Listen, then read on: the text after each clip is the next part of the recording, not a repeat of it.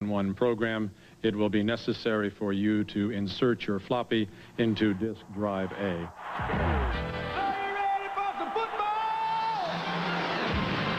The Buffalo Bills were undefeated. The Miami Dolphins were also undefeated when they last met. It was the AFC at its best. Second quarter in Buffalo, tie game. Miami quarterback Dan Marino to his new tight end Keith Jackson. Dolphins takes the lead. Jim Kelly to Andre Reed, 16-yard touchdown. Third quarter, Buffalo driving, but Kelly intercepted by Louis Oliver. Returned 103 yards, a dominating performance by the Dolphins. It hurt, especially losing at home. I think it gave us confidence that we can play and win big ball games on the road. And tonight they meet again, this time in Miami. They're no longer undefeated, but they're each 7-2 and now are tied for the lead in the AFC East. The fact that it's such an important game, I think, will make it different. There'll be a lot more intensity and a lot more emotions. Anytime you can beat the way you did, you can't wait to face them again, and we're excited about it. The Buffalo Bills and the Miami Dolphins, Game 2 on ABC's Monday Night Football.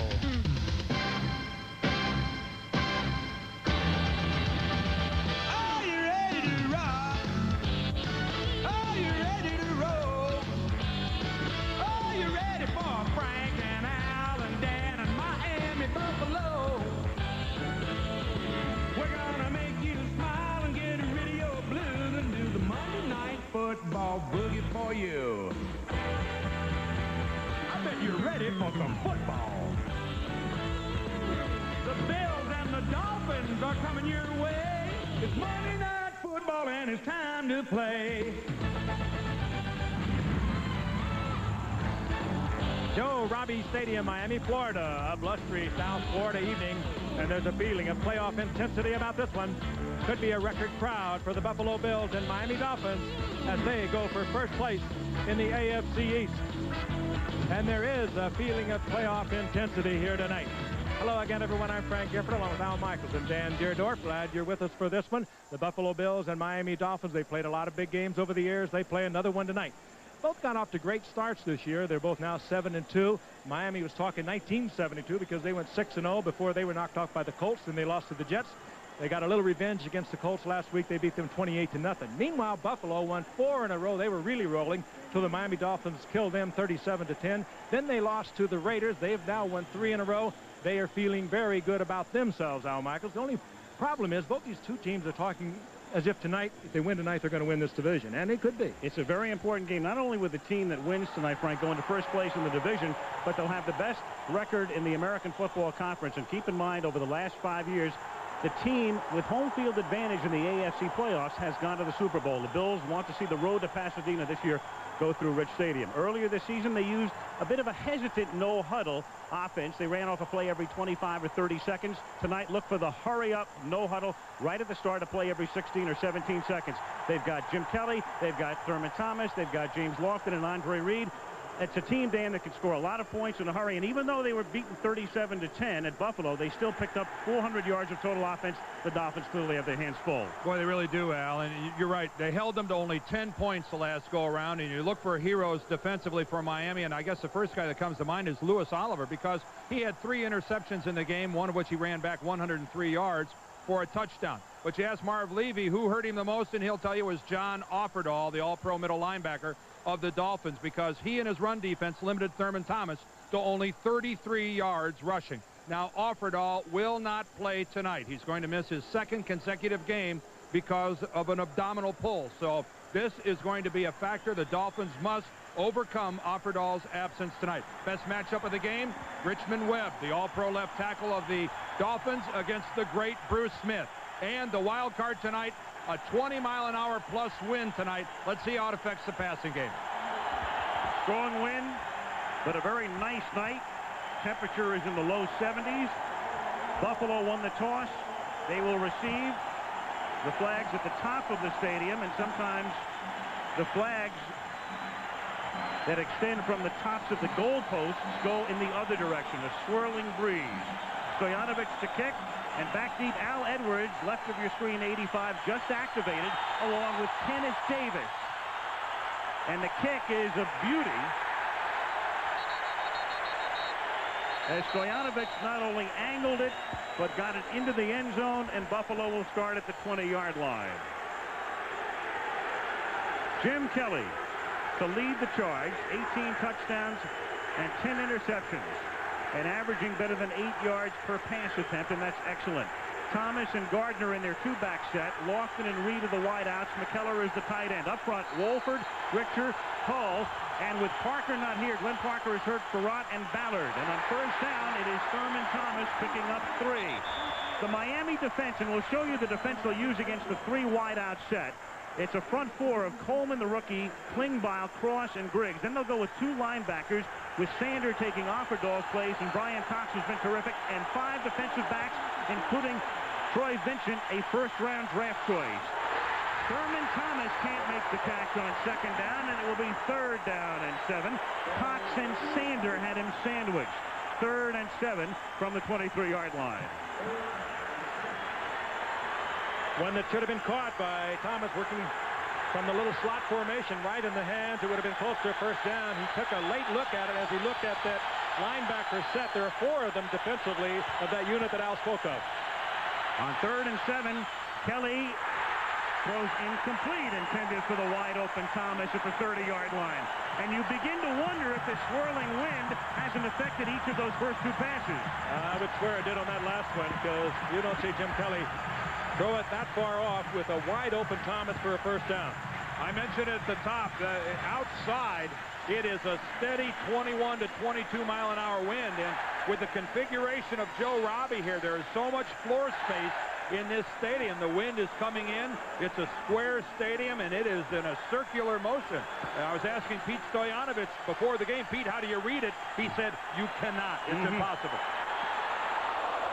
Chris Moore booms this punt. That's a beauty, and a fair catch is called for and made by Scott Miller at the 25. So the kickers don't know. It's a funny thing. I asked Mark Clayton before the game, who plays all of his home games in this stadium, what do you do as a receiver with this wind? And he said the same thing. I don't know. Well, that was a great punt there, though, Al. He was kicking into whatever wind there is. Dan Marino leading the Dolphins in his 10th season, having a great year. Higgs starts. We'll see a lot of Humphrey. Page is the blocking back, and they throw to him a lot. Duper and Clayton are the wideouts, and of course Keith Jackson has made a huge difference. Picked up in midseason as the tight end. Wed Sims with Widener, Galbraith, and Dennis up front. They are minus their starting center, Ulanake, who is hurt and is inactive tonight. So Widener, the new center, with the snap to Marino and the handoff to Higgs. And Miami starts with the first down. Nate Odoms makes the tackle. So they get 11 on the ground on their first offensive play and have it at the 36-yard line. Well, one of the players missing for the Buffalo Bills is Shane Conlon, the best linebacker they have against the run.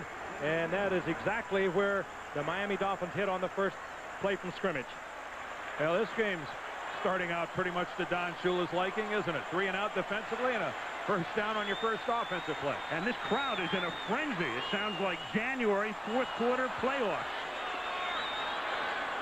From the 36-yard line, the short drop, the quick Marino release to Duper, and that's good for a 6-yard pickup to the 42. He's tackled by Odoms. Let's take a look at this Buffalo defense. A base 3-4 Hansen right in the middle, and Bruce Smith. And then you've got Patton, Bennett on the inside, with Bailey also on the inside and Talley outside. Kirby Jackson and Nate Odoms the corners, with Henry Jones and Mark Kelso the safeties. Kirby Jackson back in the starting lineup in midseason as they sat down James Williams, who plays in their nickel set. From the 41-yard line, second down and 4. And it's Higgs through the middle. He has a first down up to the 47-yard line. Stopped by Bennett. And Tony Page, per usual, 49, with a great block to spring him. This is a radical move for the Bills. They did it last week with Bennett having to move inside to substitute for Conlon. But, Frank, you can talk about linebacker as a linebacker. That's not true. That's not true. There's a huge difference between being on the outside and then having to move inside where you have to read the running game like this. And that's a pretty good play by Cornelius Bennett of falling back to the inside and trying to strip the ball. A good look at him there in the middle. A very unfamiliar place for Bennett. 1st and 10 at the 48. Play clock is down to 4. Mark Higgs again. Good slip move to the outside to get across the 50, and he gets to the Buffalo 46.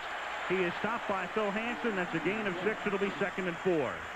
Miami going right back to the run, and that's how they demolished the Colts here a week ago, 28-0. It was 212 yards rushing, a 100-yard plus game for Higgs. And they discovered that running game, and you think of the awesome weapons they have with the Duper on one side, Clayton on the other side, Keith Jackson the tight end. Both their backs are the 2 leading receivers, Page and Higgs. So they offer a variety of offense, tough to defense. 2nd down and 4 at the 46 of Buffalo. The fake to Higgs. Time for Marino, and he guns it to the 33 to Keith Jackson. Another Dolphin first down. Tackled by Henry Jones. Keith Jackson has changed the offense for the Miami Dolphins, making his 5th start tonight. 24 receptions since he came here. 5 touchdowns. You cannot cover him really one-on-one. He has unbelievable speed for a man his size. You saw him working on Henry Jones. A good man-for-man defensive back. Gave him a little juke to the outside, and just like a wide receiver, turned to the inside, and there he was. And the key block there was by little 5'7" Mark Higgs, who picked up Darryl Talley on the blitz. Gave Marino the time. 10:40 left, first quarter, no score. And this is Higgs again. And he is stopped for no gain. Jeff Wright in the middle. Don Shula, 23rd year here, 30th year overall. And there is his record, regular season games only, 296 wins, second only to George Halas. And he's had a lot of fun this weekend. The 72 Dolphins have regathered here in Miami, their undefeated team, to celebrate their 20th anniversary, and Don's been right in the middle of it. 38 points on opening drives, most in the league, so Miami normally getting off to an explosive start.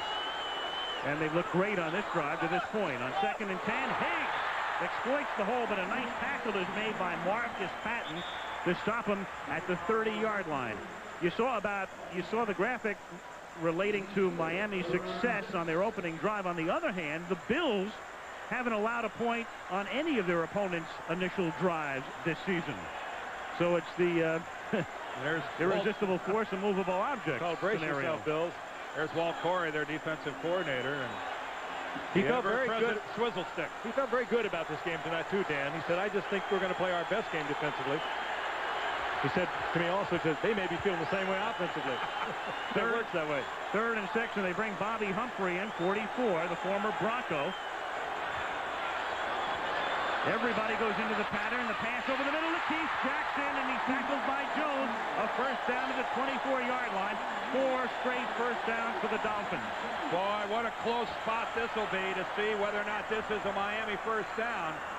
But that's a blitz adjustment by Jackson. But look at him come off the line of scrimmage, though, Dan. You can't keep him from coming off the line of scrimmage. He's so quick, and he's 6'2", 250 pounds. What a force he is. Well, initially, I thought he had it. Now they spot it at the 23-yard line, close enough for them to measure.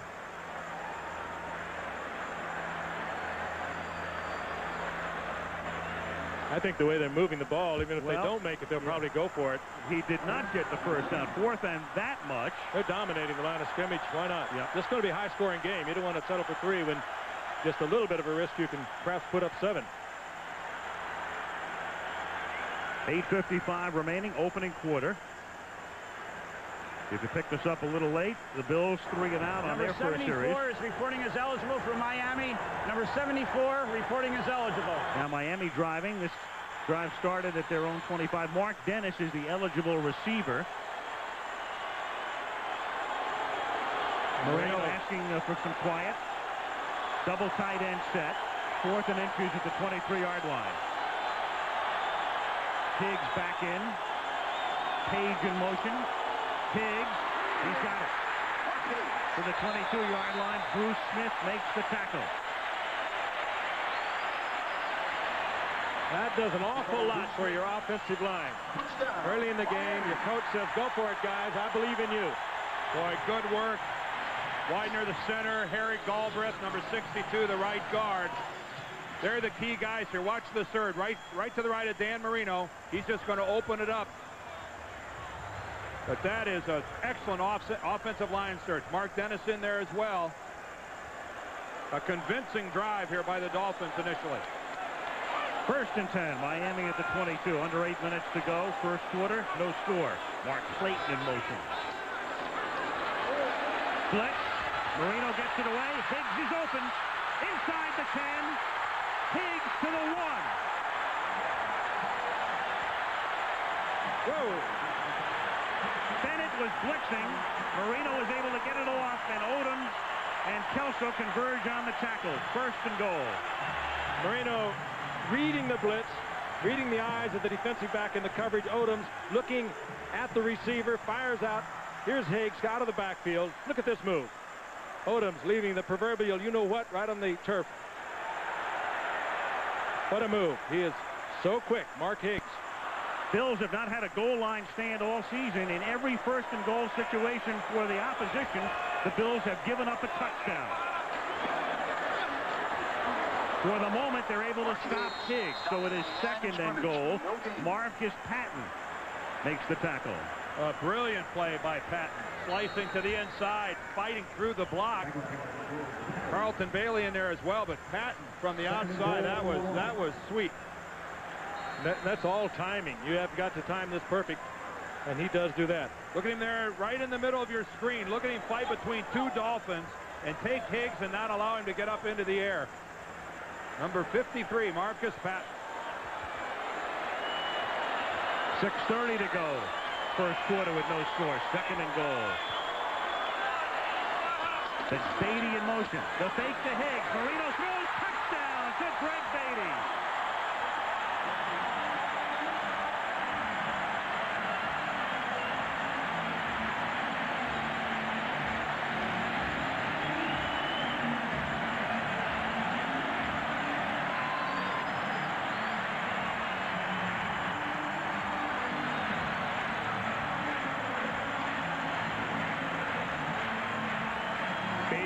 They have not used him down in the goal line situation.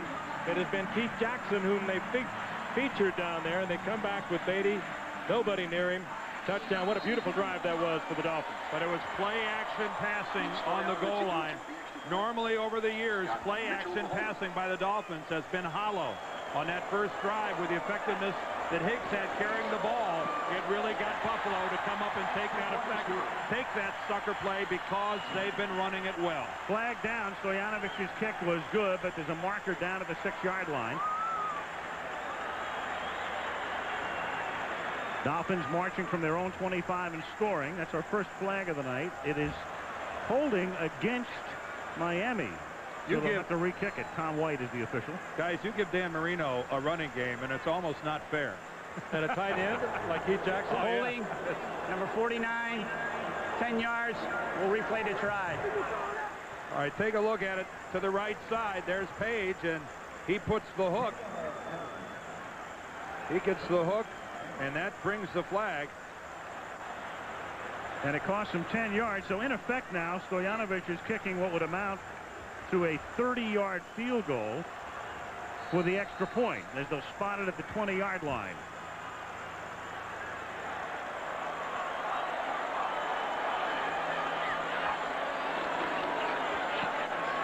Still good.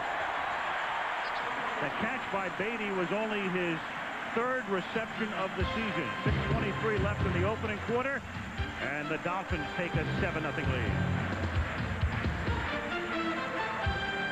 That drive took more than half the quarter. 7:51. Dolphins starting at their own 25. Along the way, Mark Higgs accounting for 51 of those 75 yards. 6:23 to go in the opening quarter. Miami on top 7-0. Winner in undisputed possession of first place in the AFC East and the best record in the AFC after 10 weeks of play.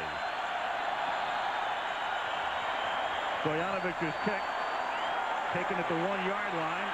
Edwards, just activated tonight, brings it back to the 20-yard line. Saxon makes the tackle. Here come the Bills, and now it's time for our regular feature on what's new in the world of sports science and technology. A look behind the scenes as sports and science converge, brought to you by AT&T. The passing game is one of the most complicated aspects of football. Now, young players can learn some of the game's fundamentals using an interactive video program.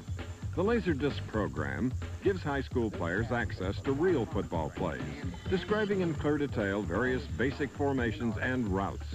The precise graphics, video, and script provide young players the visual motivation to learn.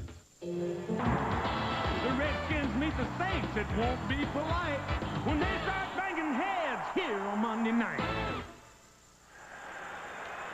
No, it won't be polite at the Superdome next week. A suddenly vital game for the Redskins after yesterday's loss, 6-4. Looking ahead to the playoffs against the Saints. A loser by 1 to San Francisco. Still with a mark of 7-3. Good matchup next Monday, Washington and New Orleans. Here it's 7-0 Miami. Buffalo first and 10 from the 21-yard line. Thurman Thomas makes the catch, gets a nice block, and takes it up to the 30-yard line. Mitch Barat was out in front of him, and Troy Vincent, the rookie out of Wisconsin, makes the stop. Such a high percentage play, not much different than a run. Thomas just floats out to the right, sits there, and actually takes the snap behind the line of scrimmage. And one thing the Buffalo offensive lineman could do is run well. Right out front easily. Here, Thomas gets stopped shy of the first down, so it was 2nd and 1. They kept it on the ground. He picks up about a half yard. The ball is right on the 30-yard line, and they need a half a yard for the first. This is what Buffalo could not do in the first game, and Thomas only had 33 yards rushing against the defense you would think they could run against, and that basically with 2 down linemen and 2 linebackers. Mark Coleman, even though he's playing defensive end, has been a linebacker most of his career. And you would think you could run against it. They couldn't do it up in Buffalo, and they're struggling tonight. Buffalo's short yardage set here with Davis and Gardner in the backfield and McKellar in motion. And they give it to Davis, and he's up and over for a first down. Kenneth Davis, the understudy to Thurman Thomas, and as good a number 2 running back as you'll find in the National Football League. Marv Levy took over the Bills in the middle of the '86 season at age 64. He's 64 now. As Kelly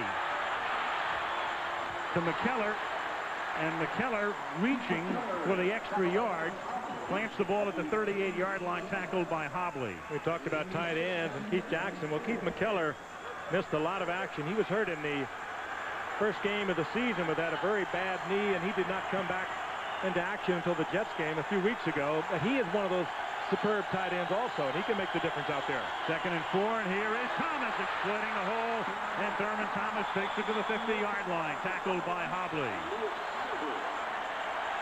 12 yards. This is what the Bills need to get moving their offensive ground game. They have to get a little respect. Good trap from the offside. That was the tight end, Keith McKellar, coming across with that trap block. 1st and 10 from the 50-yard line. Kelly going deep, incomplete, intended for James Lofton, flag down. Well, Lofton was calling for it. Yeah, that flag is on the passing play with Lofton. J.B. Brown was the cornerback in coverage over there. Back judge made the call. Tom White is the referee. Pass interference, number 37 defense. First down, spot of the foul. That's J.B. Brown, number 37, working on the inside. He looks back to the quarterback. And we can't see it, but we can only assume that he shoved Lofton. We could see Lofton move. 21-yard penalty, first down at the 29-yard line. Lofted to Reed, and he takes it to the 10. Tackled by Vesti Jackson. Kelly with great touch to Andre Reed. Andre Reed, one of the question marks coming into tonight. He has been troubled with a groin injury, and they did not know how long he was going to be able to go tonight. And Kelly took quite a shot after he waited. Now, he had to wait a moment until Reed uncovered. That hit from the backside as Clifford Hobley, who connected on Kelly. 1st and 10 at the 12-yard line. Here's Thomas going nowhere. Marco Coleman, he's the rookie from Georgia Tech who's been so instrumental in the Dolphins' defensive resurgence, busting through, stopping him for a 5-yard loss. One of their 2 first-round draft choices this year. The other, Troy Vincent, the cornerback. Don Shula going for defensive help. One of the finalists in the Butkus competition, a stand-up outside linebacker, now a full-time defensive end. 2nd and 15. Kelly going for the end zone, too far for McKellar, who got in position on Coleman. McKellar looks back and wants a flag. There's none down. It's 3rd and 15. And Coleman, that time, ends up, even though he's a defensive end, being locked in coverage on McKellar. There's the Dolphins trying to utilize some of his capabilities. There he is on McKellar. And I think you see why Coleman's been playing defensive end.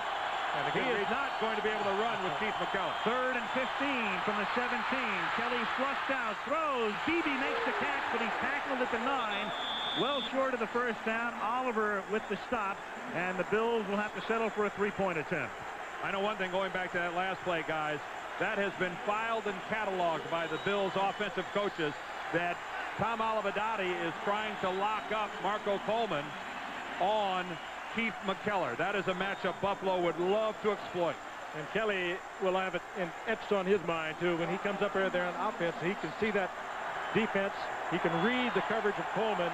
He'll go back with the automatic. 26-yard field goal attempt for Steve Christie. 2:12 to go in the quarter.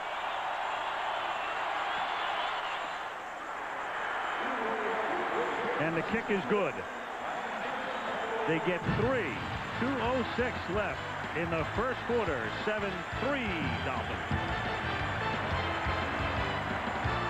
Fast down there. There's a premium on expediency tonight. We've seen the Bills run the no-huddle for years, but they're running it as fast tonight as I think they've ever run it. And you got the impression with Marv Levy that he wanted to see what kind of success they had early. He's not a big fan of the really quick no-huddle. Christie bounces one down to the 9-yard line, and this is the rookie Bernie Parmalee out of Ball State in Indiana, taking it to the 34-yard line, tackled by Clifford Hicks. 1:55 remaining in a wild first quarter. Dolphins by 4. Football is being brought to you by Budweiser, the king of beers with that fresh, pure, natural taste. Nothing beats a Bud. By Chrysler Plymouth, the division of the Chrysler Corporation. By Federal Express, where documents, packages, and freight worldwide.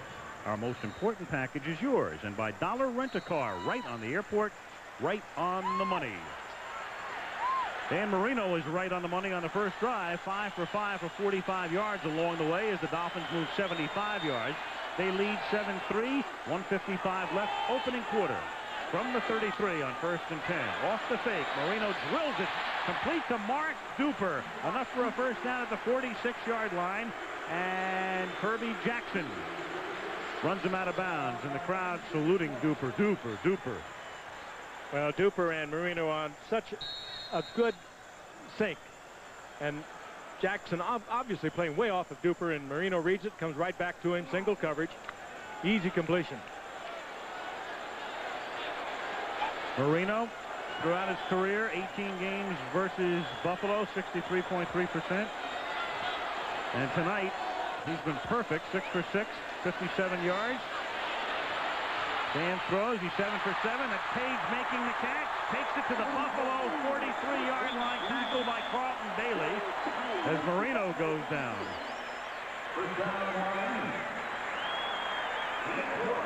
Marino looking downfield and has to check off to Page, and that down he goes.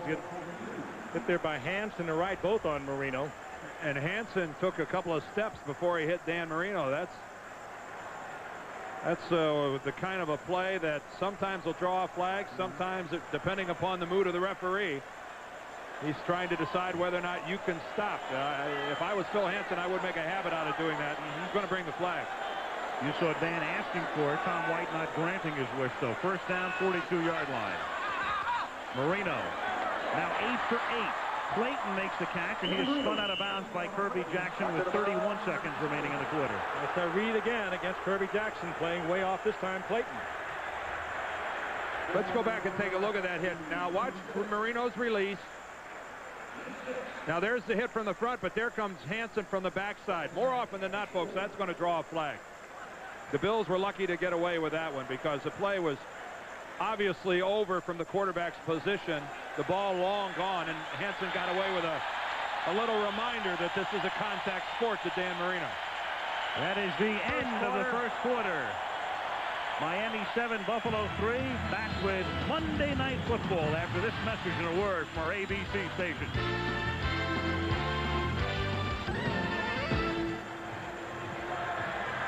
Joe Robbie Stadium, Miami, Florida.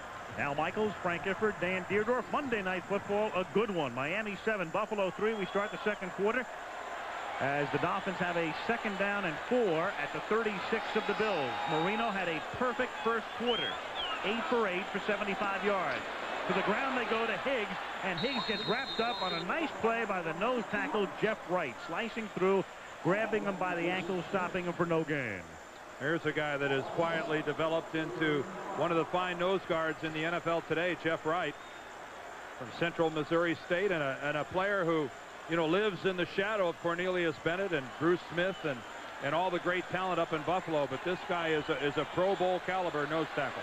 See Bobby Humphrey for the first time tonight. Good receiver out of the backfield, number 44, as the Dolphins are confronted with passing situation. Yardage here on 3rd down. 3rd and a short 5.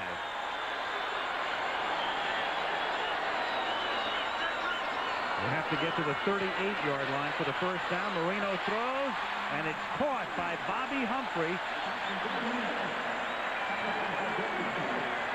They needed to get to the 33. He got to the 32, and that is a first down. So Bobby Humphrey, picked up in that Sammy Smith transaction, just does have enough for the first down. Interesting gamesmanship up on the Buffalo defensive line. Moving Bruce Smith all the way over to the other side of the line. Take a look at that. 13th consecutive completion over 2 games. Ties Earl Morrall and his Dolphin record. 9 for 9 tonight. Earl Morrall completed 13 straight on one afternoon against New England in 1975. 1st and 10 at the 32-yard line. Marino. 10 for 10. Keith Jackson breaks the tackle, takes him to the 19-yard line. That's a first down. Tackled by Bennett. Keith Jackson just changes things. They're trying to play man for man with Henry Jones. Most tight ends were covered by linebackers, but not Keith Jackson, and Henry Jones has got his hands full tonight. 250 pounds of Keith Jackson just kicks out of a tackle from Henry Jones. The problem is Henry Jones is not able to help either his cornerbacks, Kirby Jackson or Nate Odoms, and Clayton and Duper are wide open. At least they have been all night on a little quick out. Dan, 10 for 10. First down, 19-yard line. Step into his left, throws wide open, touchdown, Clayton.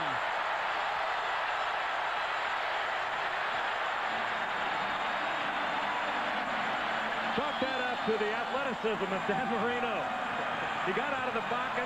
The secondary, I'm sure, thought he was going to be sacked. He skipped away from it. They blew the coverage, and Clayton was wide open, and Marino stayed on his feet. It looked like a sack, Frank. You're right. I think that was Cornelius Bennett. Watch him come up the middle. Harry Galbraith is the right guard, and Marino gets dodging and moving around, and this is just a total blow by the Buffalo secondary. Well, Kirby Jackson was looking right into the secondary in that zone defense. Looked like Marino was going to go down. He let Clayton go by him. 6 points. Stojanovic for the point after.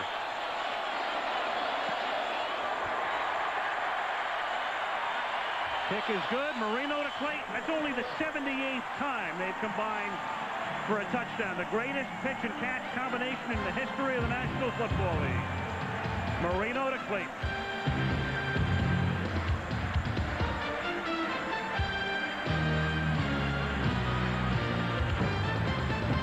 Touchdown reception of Mark Clayton's illustrious career. As we mentioned, the most productive pitch and catch combo in history. Marino's been on the throwing end 78 of those 80 times. 15 more than Unitas and Berry. And there's the rest of that star-studded list. They're working with the tight end Keith Jackson. Clayton is going to have a lot more this year. He will see a lot of single coverage because of Jackson. 14-3 Dolphins. This is Al Edwards taking Stoyanovic's kick from the 4 back up to the 24-yard line. Tackled by Bernie Parmalee. And ABC's Monday Night Football is being brought to you by Nissan. It's time to expect more from a car. And by Bud Light. If you want great taste that won't fill you up and never lets you down, make it a Bud Light. I talked earlier about Marv Levy not being a big fan of the hurry-up no-huddle offense. And this is one of the reasons why. We'll see what Buffalo does with it. But Miami's offense has had 2 long drives. Buffalo's defense has been on the field a lot. A 3-and-out for a hurry-up can be less than a minute. Marv Levy would like to see his offensive team go longer than that. From the 24 on first down, the catch is made up at the 31-yard line by Beebe. They're running the hurry-up. Evelyn Wood should be announcing this game. When you start talking about 17 seconds of play, which is what they did last week, that is brisk. Even with Mitch Farad in there with Clint Parker, Kelly had a lot of time. He looked to 2 receivers on the left. He still had time to complete it to the right.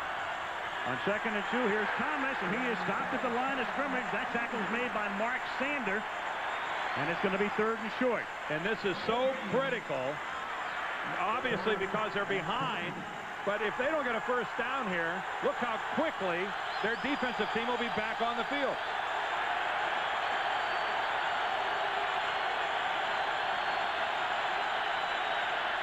Kelly lofting it, and a flag is thrown. Reed had made the catch, lost the football, and now they're saying an incomplete pass. The line judge comes in along with the umpire to confirm the pass is incomplete, but what about the flag? They're saying the Reed never controlled the ball. The linesman was looking right at it, and he did not hesitate with his call. Well, I sure didn't see a flag in the passing game anywhere, but The pass is rolled incomplete. Holding. Number 23 defense with 5 yards. Previous stop. First down. Troy Vincent, the rookie corner. well, there is a tremendous break for Buffalo. And nobody's happier than their defensive team over on the sidelines. It gets a little extra oxygen. You have to have both feet down with possession of the football, and it looked like Andre Reed did have possession of that ball. He possessed it. He just had it in a weird position on his hip. Yep, I think that assessment's accurate, Frank. But Vincent got flagged for the defensive hold, so it doesn't matter anyway. What a glimpse of Oliver Dottie. Here's the catch made by the tight end, Mexilars, and he gets ridden down by Mark Sander at the 50-yard line, and that's another Buffalo first down. Mexilars, another fine receiving tight end. When Keith McKellar was injured earlier in the year, he stepped in. That was his 24th reception of the year. Big man, 6'7", 250. 10:55 to go in the half. 14-3 Dolphins. On 1st and 10, Kelly throws. Reed makes the catch. Reed tackled at the 41-yard line. That's Vestey Jackson, 24, with the hit. It'll be 2nd and 2. Joe Robbie Stadium, home of the Dolphins, and home, of course, next spring of the Miami, or Florida Marlins is the official name, representing Miami in the National League Expansion Baseball Draft tomorrow. 2nd and 2 from the 41-yard line, as Thomas picks up the first down, taking it to the 36, stopped by Griggs. I mentioned earlier that Thomas in the first game was held to 33 yards on the ground. They came back and lost the next week to the Raiders, who played a very similar defense that the Dolphins have used, and he only picked up 50-plus yards in that one. 1st and 10 at the 36. That's Reed in motion. On a delay, Thurman Thomas tackled by Marco Coleman. Oh, and what a critical tackle by Coleman. As we've seen so many times in the past, Thurman Thomas will break it all the way back to the outside against the grain, and Marco Coleman was the guy he had to get past. That had been a 10 or 15-yard gain if Coleman doesn't make that hit. 2nd and 10 at the 36. 9.5 to go in the half. Kelly going deep, too deep, intended for Don Beebe, who'd gotten in front of J.B. Brown. Well, Brown let Beebe get by him by about a step, but that would have had to have been a perfect throw by Kelly for the 6 points. And it was about a yard too long. That's all there is to it. Maybe with the speed on the outside for the Buffalo Bills, just off the fingertips. Kelly having to be careful with it. 3rd and 10 from the 36-yard line. Everybody in the pattern, a 4-man Miami rush, and a fluttered pass that may have been tipped. I think it hit somebody hit Kelly's arm or the ball when he threw it. Jeff Hunter, number 97, in on a passing situation, got a hand on it. Take a look. It's going to come from the right side. Yeah, there's the hit. I think Brian Cox was the rusher from the other side that got a hand on Kelly's arm or the ball. Well, they're going to go. Here's a 54-yard field goal. Here's a lengthy little try by Christie. At least they're lining up to attempt it. He's got one from 52 already this year. And into the swirling wind, it is straight enough, and it is long enough. Whoa! That would have been good from at least another 8 yards. Safe to say, I think we know why Scott Norwood is not here. That ball was into the net. Safe to say we know in which direction the wind prevails tonight.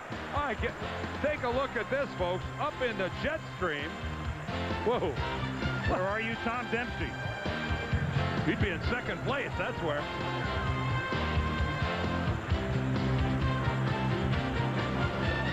Keep pace in the NFC East, but the Saints can be devilish in the Dome. They meet next week on ABC's Monday Night Football. Steve Christie, who just made a 54-yard field goal with a line drive kickoff taken by Tony Page at the 15, and he brings it back to the 34-yard line. And here's another look at a 54-yard field goal by Christie that cleared it by at least 10 yards. I have never in my life seen a human being kick a football as far as Steve Christie just strikes this. Ladies and gentlemen, from 54 yards out, watch this ball. It is still climbing. There it starts to come down. It is going to go into the net. It strikes the net right there. That ball is still 20 or 30 feet above the ground when it hits the net. I have never seen anybody strike a football like that. That would have been the NFL record, I think. That would have beaten Tom Dempsey if he'd have been lined up far enough down. On first down from the 33-yard line, this is Higgs to the 35. Tom Dempsey holds the NFL record, 63 yards. That kick by Christie sets a new Buffalo record. Buffalo had 4 different kickers kick 52-yard field goals. Scott Norwood, Joe Danello, John Leipold, and Grant Guthrie had all shared the record until now. Well, that was lightning. I mean, I feel very comfortable in that was easily 10 yards. Good by at least 10, which would have put it at 64, and it might have been better than that. 2nd and 8 at the 36. And Marino gets sacked back at the 29-yard line. It's the first sack of the game for either team. Jeff Wright at the 29-yard line. Take a picture of that. It doesn't happen very often. And no blitz involved. Jeff Wright, the nose tackle, is off center on that play, and that was his 4th sack of the year. Having a big year, and usually when Bruce Smith is having a big year or Cornelius Bennett, you don't hear much about Jeff Wright, but he's one of the best in the business. Well, you can see how well he's done against Dan Marino, his 4th sack. And again, keep in mind that Jeff Ulenake, the starting center for the Miami Dolphins, is not playing tonight because of injury. I touched on it earlier about how Jeff Wright has developed into a fine overall football player. 3rd and 15 from the 29-yard line. Marino's been perfect. He's 11 of 11. And the Dolphins That's the first charge timeout. had to take a timeout. They were down to 2 seconds on the play clock. So 3rd and 15 when we come back. 7:43 left in the half. Dolphins up by 8. College football season winding down. The great traditional battle coming your way Saturday, noon Eastern, 9 a.m. Pacific, Michigan, Ohio State. Then second half of the doubleheader. Check your local listings for the game in your area. Headlined by Miami, #1 against Syracuse, #8 this Saturday on ABC Sports. 3rd and 15 for the Dolphins after the timeout. Marino throws, and that's his first incomplete pass of the night, intended for Clayton, and then it's one hop by Jones, who spikes the ball, and Miami is forced to kick. Clayton was there, and the pocket was closing down on Marino, and he just didn't have enough time. He had to deliver it and threw it short. One of the fine matchups tonight is Richmond Webb, the left tackle, against Bruce Smith. 78 and 78. That time Smith got underneath Webb a little bit, and he got some help from his center, Burt Widener. That's the plight of being an all-world player. Seldom are you ever going to get one-on-one. Reggie Roby, who was hurt in Miami's first game, went on injured reserve with a knee injury and came back last week. That's not a typical Roby kick, except on the stat sheet. Yeah, it is now. Yep. That kick, 36 in the air, plus 18 on the ground for 54. That shot provided from the Goodyear Blimp Stars and Stripes, based right up the road in Pompano Beach. A pretty rough ride, wouldn't you say, up there tonight? I would think. Bruce Smith, Cornelius Bennett, the bulwarks of the Buffalo defense, looking on as their offense takes over at the 17. They trail by 8. Kelly throws on first down, and the catch is made a little short of the first down by James Lofton. And these two quarterbacks tonight have each been perfect throwing on first down. The class of '83. Not bad quarterbacking tonight, huh? 14 for 14. Coming out with John Elway in '83 and Kenny O'Brien. On 2nd and 1, they don't get it. It's Thurman Thomas, who is stopped at the line of scrimmage. Marco Coleman is there to make the tackle. Well, we've hardly reached the panic stage for Marv Levy and his club yet, but down 14-6, the way the Miami Dolphins have been moving the ball offensively, his offensive team needs to put together a pretty decent drive here, especially with 6.5 minutes left in the first half. 3rd and a yard from the 26-yard line. They'll go to the air and over the middle. That's Andre Reed, who lives over the middle. First down at the 39-yard line, tackled by Vesti Jackson. Well, that tell you the confidence they have in their passing game with Kelly. With the 3rd down and 1, they still go to the passing game. Andre Reed crossing over the middle. High percentage, and it gets the first down. 6:05 to go in the half. 14-6 Miami. This is Thomas making the catch. And Thurman skitters along the sideline and picks up 4 extra yards before he's tackled by Sanders. Don't you love to see that? I mean, we have grown accustomed, I think, to seeing a player take a reception like this where his momentum is carrying him towards the out of bounds and just go right on out. You have to love a competitor who fights for a couple extra yards like that, knowing he's going to take a shot for his efforts. That's why Thurman Thomas is a complete player. I think Lifford Hobley thought he was going to go out. Gave him a quick little juke, gets extra yardage. And also gave him the first down. He picks up exactly 10 at the 49-yard line. They give it to Kenneth Davis.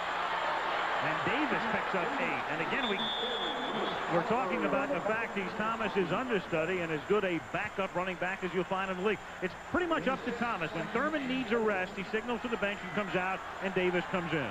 And not bad when he comes in. He had the longest run from scrimmage a year ago, 78-yarder. 5'10", 208 pounds. You don't lose a whole lot with him. Here comes an audible. 2nd and 2 at the 43-yard line. They give it to Davis again, and Kenneth Davis, seeking more yardage, picks up the first down, takes it to the 39-yard line. They'll move the chains with 5:10 to go in the half. See, Kelly gets up there and calls a play among the group, and then if he has to, once they're up at the line of scrimmage, he changes it. Sophisticated offense run by this guy, and it takes a special quarterback to do it. As you can see, he's not trying to catch Miami with too many men on the field. From the 39, Kelly going deep, and the pass gets hung up in the swirling wind as Beebe was the intended receiver. Now that really makes it difficult to throw long. We saw him on their last possession throw one for Beebe on a streak, and it was about a yard and a half too long, and that one looked like it hit a brick wall. Did you see Beebe? He just pointed up. Look at that. Look at that. He said, the air got it. And it did. 2nd and 10 at the 39. The catch is made. Thurman Thomas inside the 20, run out of bounds at the 13-yard line by Bestie Jackson. And Jackson saved 6. Again, the crossing pattern that Buffalo runs so well, not only with Andre Reed, but this man, Thurman Thomas. What a deadly offensive weapon he is. Got a good block downfield by Al Edwards as well, who was just activated. And by the skin of his right hand, Bestie Jackson, just enough to get Thomas out of bounds. At the 13-yard line, first down Buffalo. This is Kenneth Davis on a sweep. Written down at the 9 by Brian Cox. At the 10-yard line, Troy Vincent, number 23, also on the tackle. 4:10 remaining. First half. Miami on top 14-6. Battle for first place in the AFC East and best record in the AFC overall at this point in the season. This has to be difficult to play defense when it's coming at you this quickly. On 2nd and 7, Davis through the middle, takes it to the 5, and so upcoming will be a very key 3rd and 2. If you don't execute, this offense kills you in the sense that you can put your defensive team right back out there on the field. But when you put together a drive like this, I'm sorry, but if you're a defensive player, you're a little bit back on your heels. You really don't get a chance to catch your breath or your composure. 3rd and 2, and they give it to Kenneth Davis for the touchdown. Yeah, I think that was directly related to what you said. The Dolphins really not even set defensively. Buffalo up to the line of scrimmage, quick count. They kicked off about 12 seconds on that clock before they ran off that play. And they're a doggone good offensive line anyway, with Wolford, Richer, Hull, Perrott, Davis, and Ballard in there. But look at this. I mean, this is just beautifully executed. Look at that hole. Sanders cut off to the inside, and you know, that's a situation where who knows what kind of an effect that John Offerdahl might have had if he was able to play tonight. But when this offense goes, and when it's clicking, you look at it and you're just slack-jawed wondering, how do I stop it? Christie's extra point is good. 3:20 remaining in the first half as Buffalo draws within 1. Big block for the center, number 67, Kent Hall. Stands up his man. And Davis just squirts through that opening. Kent Hall, when the Bills were struggling on offense, had a pulled groin muscle. He was in and out of games. When he came back, he really anchors a great offensive line. They're playing without Parker tonight. Mitch Perrott filling in there, but you saw a great block by a Pro Bowl center. Kind of put the old hook on T.J. Turner there as well, but that's a classic. Keep it inside the framework of the body. Never get spotted. There's Kent Hall. Fine football player. Pro Bowl 3 of the last 4 years. John Offerdahl, as you pointed out, he could be the man that makes a difference when he missed most of last season. The Miami defense, which was 8th in 1990 when he went to the Pro Bowl, he missed a lot of last season. They went from 8th to 25th and 27th against the rush, where they had been 2nd the year before. He is a major factor against the run for the Dolphins. Well, keep in mind that in that first game up in Buffalo, that the Dolphins won 37-10. Thurman Thomas only had 33 yards rushing.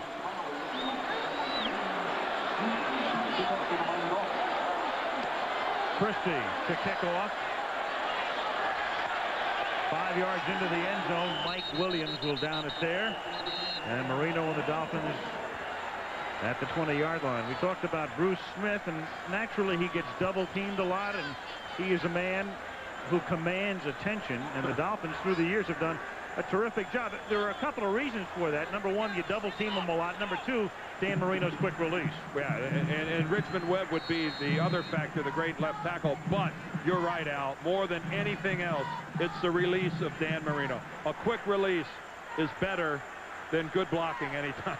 It's pretty amazing that Smith only has 2.5 sacks, and Jeff Wright has 4 sacks.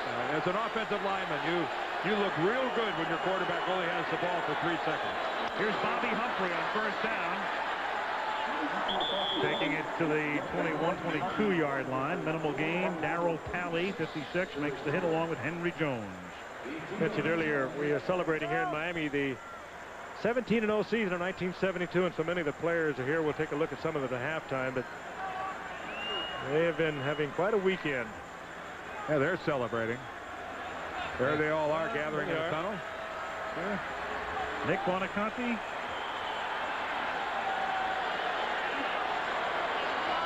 I played on one of the teams they beat. I guess maybe I ought to go down. Oh, here comes Bruce. 2nd and 8. The catch is made by Duper, and he has a first down up at the 38-yard line. Maybe they should honor some of the banquets at halftime, too. Dan and I were part of that history. That was a Monday night game, game 11 of the 72 season, and it was a Monday night game. And pretty nondescript, too. They spanked us. They spanked us pretty hard. Well, what a man, Nick Buonaconti. He dedicated really his life now to the Miami Project, and his son, who's a quadriplegic from a football accident, and Gyro Yepremian. You'll see the replay of his great effort in the Super Bowl that year when he turned into a passer. Well, the Dolphins tried to get the playoff before the 2-minute warning, but they did not. You call that a pass? For a tie maker, yes.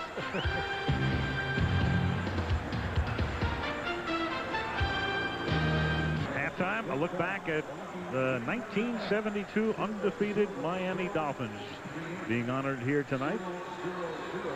You know, we come here at least once, and more often than not twice a year, to South Florida to do Dolphins games, and I can't recall ever having been here and seen this entire area more turned on for professional football. I mean, needless to say, this is a real hotbed of college football, but man, they are fired up about the Dolphins this year, and with good reason. And they were fired up at the opening kickoff tonight. 1st and 10 from the 37 as Marino slings its sidearm intended for Clayton, and Dan goes down again. Bruce Smith leading the charge. And Bruce Smith really complaining. I think he thought, A, that Marino was down, and B, if he wasn't, he was just getting rid of the ball. There's Smith.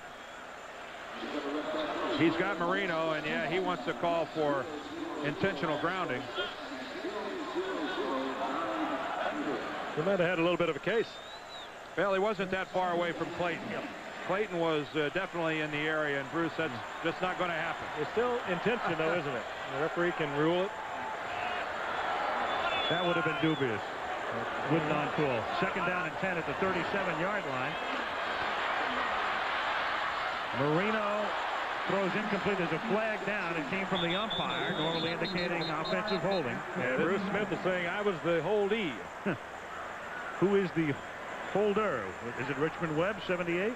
Well, hold on, and we'll find out. Bruce Smith playing, according to Marv Levy, may be better than he's ever played before. Playing the run very tough now. Where in the past he has not played the run that well. Only played in parts of 5 games a year ago with that surgical knee. Wondered, I think, himself whether he'd ever play again. Holding, 62 offense, 10 yards, still 2nd down. Harry Galbraith. Now, an interesting thing here, you saw Levy say take the penalty instead of the play, making it 2nd and 20 instead of 3rd and 10. Galbraith is in the middle working against Jeff Wright, number 91. So even though Bruce thought that he drew the foul, he really didn't. Let's see how this decision by Levy works out now. A couple of things in mind I think he had. If I can get the 10 yards, we get a turnover, we're in field goal range. We get an interception. He's definitely playing field position. I think Buffalo's offsides that time. The flag down, and the catch is not made at the 36-yard line. It's dropped. Buffalo was definitely in the neutral zone before the snap of the ball. Tony Martin dropped it, and you've got offside on Bruce Smith, and that's going to make it 2nd down and 15.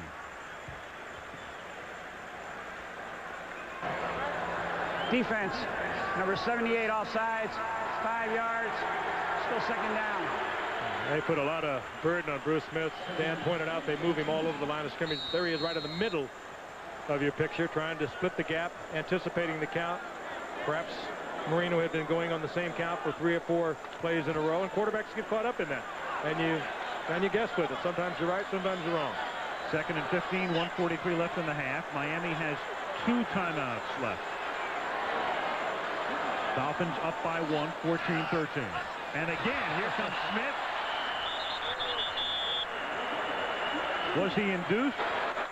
Yeah, he was induced by Marino yelling, "Hut, hut." And a little shoulder shake. I mean, I saw no movement on the front wall. Marino gave it a extra effort there with his hut, hut. They're offsides.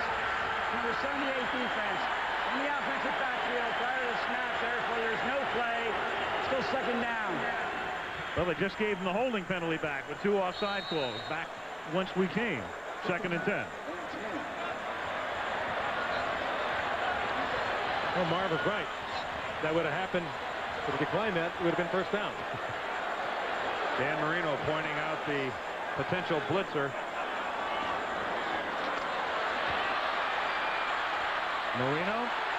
Beautiful pass to Duper. First and goal. Boy, that's why they're dusting off the pedestal in Canton, Ohio. Boy, that is sweet. Single coverage. The blitz was on with Buffalo. Marino danced out of trouble. We've seen him do it twice tonight. Not the most athletic you're going to find, but there is Duper. That's single coverage. Keep in mind, this throw was into the wind. Kelso over there helping out, but after Marino danced out of trouble, was able to get it all the way down. 55 yards on first and goal. It is nearly intercepted in the end zone by Matt Darby. 53 seconds remaining. Intended for Jackson. Heath Jackson's so tough down there. He can get off the line of scrimmage as good as any tight end I've ever seen.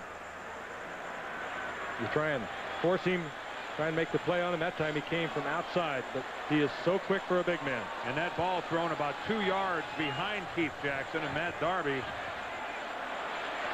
looks to me like he should have had that interception. That's a chance you just don't pass up. 2nd and goal at the 7. 53 seconds remaining.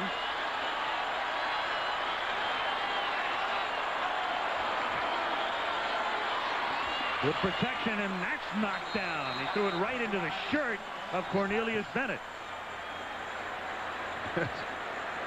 I'm not sure Cornelius. That ball came right at Bennett, but it also came right at Bennett at about 120 miles an hour. Watch the release. The decision to throw. Bennett's in the middle of leaping up in the air trying to bat it down and wasn't expecting the ball to be at his belt buckle. Such a different perspective down there. You know that Marino didn't even see him. That almost looked more like it was an act of self-defense by the time the ball got there. 3rd and goal. 4 wideouts. Marino from the gun, and coming across the line is Mike Loaded. I don't know how many times they're going to let Marino do this. Yeah, the quarterback is not allowed to flinch in an attempt to draw the defensive lineman offside, and Marino is flinching. Dan is visibly moving his shoulders and getting away with it. He's having a spasm. He's not flinching. Encroachment, number 73 defense, half the distance to the goal. Still 3rd Danny down. is flexing the rules. Now watch there. That head bob, you're not supposed to do that. You are not supposed to get away with that. 3 times on this drive. Yeah. Well, that was the most visible, I think. That was the most apparent of the others. 3rd down goal at the 4. As a quarterback, you can make all the noise you want. You're just not allowed to move. 5-man rush, and then Marino, I believe, had his arm hit by Cornelius Bennett as he releases. What a great defensive effort this has been on the part of the Bills. If they get out of this with 3, they get into that locker room feeling pretty good about it. Well, what a quick rush by Bennett. Marino wasn't back there very long, and Bennett in on him. He's coming from the bottom of the screen. Watch him get around the corner. He's not going to be able to get a clean hit, but he gets that left hand right on the arm of Marino. Superior play by Cornelius Bennett. And the defense.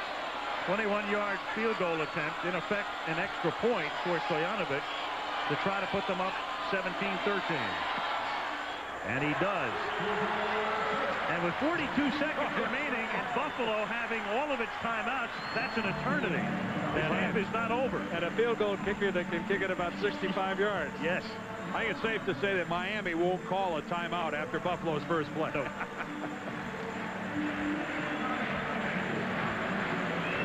17-13 Miami with 42 seconds remaining in the first half. Joe Robbie Stadium sold out. Capacity around 73,000. Spectacular sight from high above the Goodyear Blimp Stars and Stripes, providing the scenics. And the area, first time we've been down here, recovering quite nicely and progressing very nicely in the aftermath of Hurricane Andrew, which well, took place almost 3 months ago. You know, the people have really struggled back here. Actually, this particular area around Miami was not hit that bad, and the resort areas are really suffering from the economy. A lot of people around the country ordinarily would come here, not coming here because they think it's all blown away, but it's not. It's functioning, and well, I'm sure they'd like that message to get out because the recreational areas are in full swing here in South Florida. And those of us who live in other parts of the country tend to forget that this is still going on down here. As a matter of fact, in southern Dade County, they only lifted the curfew. I mean, today's the first day that the 10 o'clock curfew has been lifted in the really ravaged areas of South Dade County. And I know I, for one, am guilty of having lost track of it a bit, that it's still impacting people's lives to that point. It's going to be years before the devastation is eradicated down here. There's a lot of rebuilding that needs to be done, and everybody here could use our help. Miami Dolphins, so many of them involved in helping out in many ways. We talked about Offerdahl with a couple of restaurants. He was a big help. Stoyanovic's kickoff taken at the goal line. Al Edwards. Look out. Al Edwards, just off injured reserve, brings it up to the 34. And that stops the clock with 34 seconds remaining. Roosevelt Collins, a rookie from TCU, makes the tackle in plenty of time and 3 timeouts for Jim Kelly. 34 seconds for this guy is plenty of time. Well, you'll get a prevent defense on the part of Miami. The best way to attack it is to put Andre Reed or Thomas out of the backfield, something safe and secure, and then let them run with it. Think we've seen some quality quarterbacking tonight? Little screen. Thurman Thomas. He gets out of bounds. 7 seconds, and he gets hit out of bounds. Alexander hits him. I don't see a flag over there at all. Nope. A lot of intensity here tonight. Well, it's the middle of November. Time of year things start to tighten up a little bit. The atmosphere around both these teams is strictly, we've got to win this one tonight or we're going to be losing the home field advantage if we do make the playoffs. 2nd and 6. That's a dump off to Thomas. And David Griggs is going bananas. He thought Howard Ballard had held him, and he's complaining bitterly to the official. 18 seconds. Frank, you're talking about the atmosphere around both teams. If it's more important to one team than the other, it's more important to Buffalo. Because if Miami were to win the game, they'd be a game up, and in effect, they'd be 2 up because they'd own the tie-breaking advantage. And that's the first one, of course. But if Buffalo should win it, they will have a tremendous division. Victories in the division lead over Miami. From the 44-yard line, Kelly trying to get him into field goal range. And he just may have, as Lofton does not make the catch. They're saying no. He lost it on the hit. Well, and James not arguing. Nope, Louis Oliver was the hitter. Oliver, who says he has not been getting much attention as he roams the middle. This time they try to bring it in there. You understand why. A big hit on Lofton. Lofton can't hold on to it. Tries to tuck it away. He lost it actually before the hit. Yeah, you can see it from that angle. How the ball actually went right through his hands and bounced off the ground right back up into his arm. That would have been in field goal range. 2nd down and 10. Clock down to 8, 7, 6. Beebe steps out of bounds with 4 seconds, and he steps out of bounds at the 35, so you're looking at a 52, 53-yard attempt, and he has already made one from 54. Chip shot for Christie after what we saw. Line of scrimmage is going to be the 35. They're going to set it up at the 43 is where and good luck is planted his foot. And good luck trying to figure out where the wind is coming from this time. You look at the goalposts, and The flags are swirling in all directions. Frank Reich is the holder.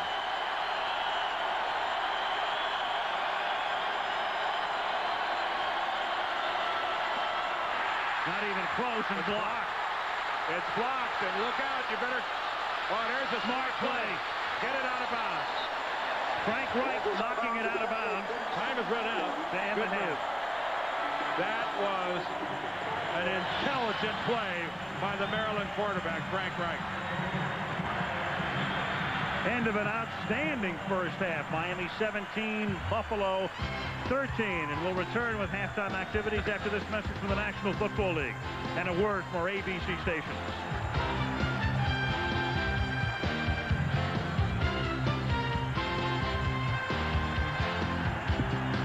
Not yet halftime, because after the teams had already gone to the locker room. You want to bet? No, Tom White came back and said, and now he's going to say something on the last play.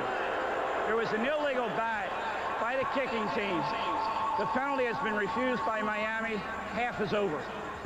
After all that, they had brought the teams back on the field after saying that Frank Reich had illegally batted the ball. Initially, they were going to give Miami one more play. Here's the play in question again. Well, I guess supposedly because the ball on its way out of bounds moved towards the Buffalo goal line. But then if you look at it again, it doesn't appear to be. So there was mass confusion on the field. The net result, nothing. Only on Monday night, reminiscent of last year's Jets-Bears. Tonight, the Buffalo Bills and the Miami Dolphins, key game in the AFC East. And it's been quite a weekend here in South Florida. The build-up for tonight's showdown with the hated Bills, but Dolphin fans also had a bonus this weekend as the 72 Dolphins, the undefeated 72 Dolphins, are celebrating an unprecedented season that still stirs fond memories. Second and goal from the half-yard line. The handoff goes to Zonka through the left side. He's got it. Touchdown, Dolphins. Larry Zonka out. Greasy, the quarterback, drops back to throw. He sets up. He fires the middle. Warfield's got it. 35, 40, 45, 50. Started at 40, 35 to the 30. In all the years that I've played football, I've never seen a chemistry on a team like we had on this team. It wasn't so much the athleticism as the determination that got it done. And I think the leadership of Shula. They were very unselfish. They were highly motivated. They were very intelligent, probably more intelligent than any team, collective team that I've been around since I've been in coaching. We were ready. This team was ready to win, and we did. By week 3, the Dolphins were the only undefeated team in the NFL. Then in week 5, with one crushing play, their dream of returning to the Super Bowl for a second straight season seemed to slip away. Quarterback Bob Greasy was down with a serious injury. I knew immediately that that was it for me for the year. I had a dislocated ankle and a fractured leg. All I wanted to do again was walk. Well, that was devastation because Bob Greasy was our leader, our quarterback. And fortunately, I had talked Joe Robbie into picking up Earl Morrall as an insurance policy that year before. And the insurance policy paid off. When I was in the 6th grade or the 7th grade, I sneaked in a football game about 1960. And Earl Morrall was the quarterback for the pro team. Now, I go all the way through high school, all the way through college, 4 years into the pros, and Greasy goes down, and who comes trotting in the game but Earl Morrall? I got my helmet buckled on the chin strap, and as Shula came off the field there, I knew I was going in, and I wasn't looking to do anything sensational or anything of that nature. I was looking just to establish a little continuity. Continuity was an understatement. Morrow won 10 straight games for the Dolphins before Shula replaced him during halftime of the AFC Championship game with the fully recovered Bob Greasy. It was almost as if I had never left. And I certainly had fresh legs and a fresh arm. Fresh enough to take them to Super Bowl VII and a 14-0 lead over the Redskins in the 4th quarter. Then, with just over 2 minutes left in the game, came the most notorious play of the entire 72 season and maybe Super Bowl history. A field goal here should ice it for the Dolphins. Yepremian's attempt will be from 34. Here's the snap. I planted my foot to kick the ball, and I guess I didn't get enough height. The ball was batted down. It came back. So I picked it up, And as I was trying to throw the ball slipped out of my hands. Mike Bass was right there. He picked it up, went for a touchdown. The game is 14-7. How could I go and face my teammates, and especially Coach Shula? I was trying to avoid him. Your Premier needn't have worried. The famous Miami no-name defense prevailed. The Dolphins held on to win the game, and the record of 17-0 is still untouched 20 years later. It's the most important moment that I've ever had as a coach. We did it. We're 17-0. Every year when a team looks like they might do it, our group sort of just bonds closer together, and they pull for the other team somehow to get beat, and us remain the only team that's ever done it. When I look at the Miami Dolphins 1972 undefeated team, I think the scoreboard said everything. It said best ever, and I think that's what we were.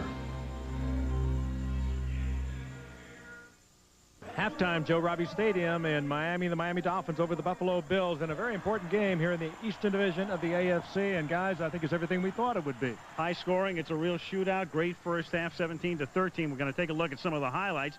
It was 7-3 Miami, and they were able to finish off a second long drive, and it's Marino to Clayton again. It's only happened 78 times. By far the greatest, most productive pitch and catch combination in NFL history. Blown coverage there probably by Kirby Jackson. One of the keys to that play was Marino able to escape the rush, move off to his left. Jackson was looking into the backfield, and there was Clayton taking it in the corner of the end zone to make the score 14-3. Then Buffalo got a field goal to make it 14-6, and they finished off a drive here from the 5-yard line as Thurman Thomas's backup Kenneth Davis, behind a great block by the center Ken Hall, is able to move through the middle, go into the end zone, making the score 14-13. Miami adds a field goal. Great first half, Dan. It was and it was so well played. I mean, very few mistakes. The quality of the quarterbacking is, I mean, we might as well have played this game in Canton, Ohio, because that's where both these guys are going to end up. But I'm struck by something else, guys. There's been such an NFC dominance in the Super Bowl lately. And when you look what's happening in the AFC this year, and you get to see these two teams close up, you're wondering if maybe the AFC isn't real close to breaking through and winning a Super Bowl. And it might be one of these two teams. Miami very tough this year, and what I like about Miami, they're doing it on both sides of the ball. Remember, a couple of years ago, they had nothing but offense. Then they put together a defense. They lost that last year. Now they've got it all back together. And I look for Miami to come back in the second half and go back to what they were doing at the beginning of this game, coming out, running the football, making the play action work. And I think that Don Shula, who does it all the time, I think he'll go back to his game plan. And again, as we stated at the top, first place in the AFC East, undisputed possession of first place at stake here, and the best record in the conference. And you can't overlook the fact that the last 5 AFC representatives in the Super Bowl have all had that home field advantage. Big difference. You wonder, though, how big a home field advantage it is for the Dolphins to host AFC playoff games down here. I think everybody else wouldn't mind coming here at all in January. Well, Dan, I was going to let you say it, but it's snowing up in Buffalo. It's been snowing all weekend, and I think the Dolphins would rather have a playoff game right here. That was Frank Gifford that said that. I want you all to know in Buffalo. I love Buffalo. Okay, we'll be back in a moment. Back at Joe Robbie Stadium, well, on tape, we chronicle the 72 undefeated Dolphins, and there they are live. They have just been honored at halftime here at Joe Robbie Stadium. What a crew that was. Virtually the entire team came back. Just a couple of the members had commitments elsewhere that they couldn't break to be here, and a celebration for this entire state, for certainly that man, Don Shula, and a celebration of pro football history. The only undefeated team in NFL history. You had a quick look at Howard Snellenberger. He was one of the coaches here. He also coached Jim Kelly at the University of Miami, and he had mixed emotions about tonight's game because Mark Sander is in for John Offerdahl, a linebacker for the Dolphins. And he, of course, graduated from Louisville a couple of years ago. Second half kickoff off the foot of Steve Christie comes down to the Dolphins' 4-yard line. This is Bernie Parmalee, a rookie, bringing it back out to the 21-yard line. And that's where Marino and the offense will take over. Score is 17-13 Miami. And let's take a look at the numbers through the first 30 minutes of play. And pretty even all the way down the line. And no turnovers so far in this game, and extremely even, as are these two clubs. And if one unit of either one of these two teams has really changed dramatically for the better would have to be the defense of Miami. So much faster, so much stronger, so much more athletic than in years past. And, of course, the addition of people like Vincent and Coleman have a lot to do with it. Each team on a 400-yard pace for the game as Marino gets sacked at the 13-yard line by Bruce Smith. Oh, and Bruce kind of with a little finally. He started in the middle. They had to run a line stunt to free him up. But Smith lined up a defensive tackle, looped to the outside, and got the sack. And that's a genuine sack, not a coverage sack. Marino had plenty of time, or he did not have the time to deliver the ball. Bruce Smith slicing through a 9-yard loss in something I think Bruce Smith did say it's about time. First sack, as you saw, against Marino in 5 years, and 9 for the season now for Bruce. It is second down and 19 at the 13-yard line.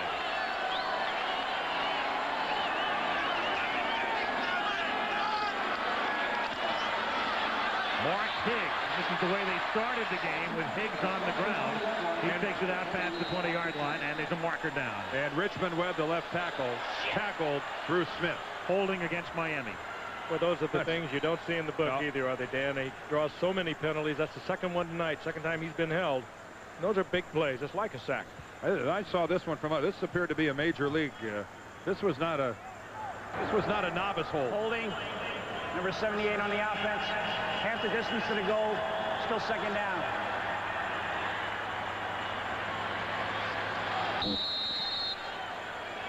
One of the fine young offensive linemen in the National Football League. And when Richmond Webb was a rookie, he turned in maybe the best rookie year of an offensive tackle that I have ever seen. I remember you saying that. Oh, he has justified everything Don Shula saw in him to make him a #1 draft choice. Second down and 25, and they give it to Bobby Humphrey. Out to the 10-yard line. It'll be third down and 22. Also over that left side in the same draft, the second-round draft pick, Keith Sims hasn't worked out too badly for him, Dan. They have been some good drafts for Don Shula, and you know, he's had some disappointing drafts 4 and 5 years ago that, especially trying to shore things up defensively, that didn't pan out. John Boza, defensive end. Eric Kumaro, another defensive lineman. The Sammy Smith trade really didn't turn out to get the running back he was looking for, although they've converted Smith into Humphrey. On third and 22. Marino has to get him to the 32-yard line to convert. And one hops it to Mark Clayton, who then drop kicks it. Fourth down.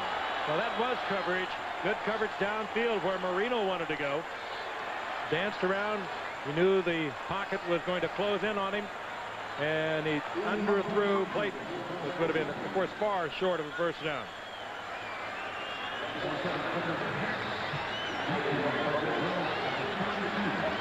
Frank, the old drop kick. That's going to bring back some memories. Well, thank you. Yes. Pretty good We form. did that at SC. I was getting my memories earlier for the upcoming SC Notre Dame game. Not lost in all this is what a poor showing that was by Miami's offense. Reggie Roby's punt bounces at the 50 and takes a Buffalo bounce, and it's down at the 47-yard line by James Saxon. So the Bills, down by 4, are going to take over in Miami territory after a 37-yard Roby punt. A sack and a holding call, and Miami unable to do anything with the football from inside their own 10-yard line has given Buffalo great field position. And nobody takes advantage of it more quickly. Don Shula beseeching his offensive line that we can't afford many more possessions like that. From the 46-yard line, this is Carwell Gardner with his first carry of the game. Normally in there as a blocking back when they have a two-back set, and they haven't shown much of that in the first half. Takes it to the 43-yard line. They will sneak him out as a receiver once in a while, but he basically is the man who does the blocking for Thurman Thomas in the two-man set. Yeah, nice of him to get up and try to walk across one of the Miami guys. Here's Thomas out of a more conventional set, taking it to the 40-yard line. It's going to be 3rd and 3. David Griggs in on the stop. Well, we know what this is. This is pass down for Buffalo. A 3rd and 2 a while ago in the first half. They put it up in the air, so they most certainly will here. 3rd and 3. Everybody, including Thomas, into the pattern. And the pass is caught at the 25-yard line by James Lofton, who got position on the rookie Vincent and holds it in to convert. First down. Vincent just giving Lofton way too much room when you have got to figure they're going to go for the first down. They're not going to take Lofton deep, but Vincent, the rookie, does play him for a deep move. Good move by Lofton. And a well-thrown pass by Kelly. Timed out beautifully. Easy for us to say Lofton's not going to go deep. Well, you got to play the percentages somewhere in this game. Yeah, well, Vincent, he said, burn me short, but you're not going to get me long. First down from the 26. Great protection for Kelly, and the pass is knocked away at the last second by Louis Oliver. Oh, in the end zone, too. That's about where he got Kelly in the last game and took it for 103. Oh, he was all over Kelly in that last one, wasn't he? He had 3 of them. One for 103-yard touchdown. 170 yards of interception return, and Kelly almost got it in there. Andre Reed, the intended receiver. Oliver roaming the outfield was there. Reed was already cradling it. On 2nd and 10. Kelly, great protection again, and perfect pass is dropped by Reed. There's a flag. J.B. Brown covering, flag at the 8-yard line. And going to go against Brown again. It was a pump fake by Kelly. Boy, Kelly faked the hook to Andre Reed, pumped the ball, and Brown came up on it. Oh, there was a lot of intrigue, though, Dan. Kelly looked out to Andre Reed and made the direct call to him. That had to get J.B. Brown's attention. Oh, yeah, he rolled that way and then faked the pump. Illegal contact, number 25 defense, 5 yards, first down. They're calling it against Louis Oliver. That's 37 is J.B. Brown. Oliver's not even in this shot. But that was good defensive effort there by. Well, they threw the flag right at Brown and Reed. Oliver couldn't be Oliver. He identified the wrong player. Oh, that's getting really picky. Well, contact can't come outside that 5-yard zone. That must have been the call. Break for Miami, in as much as the pass should have been caught. Now, with flags down. Flag is down, but there's no whistle. Reed to the 9-yard line. Well, there was offsides on the play.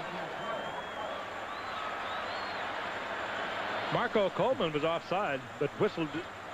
At least we didn't hear a whistle.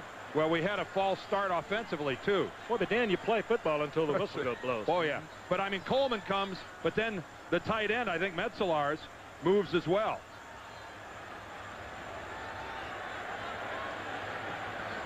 They're going to have to sort this one out. I think Coleman went first, and then the tight end went second. And J.B. Brown, you're exactly right, Frank, acted like the play was over, and it was still alive.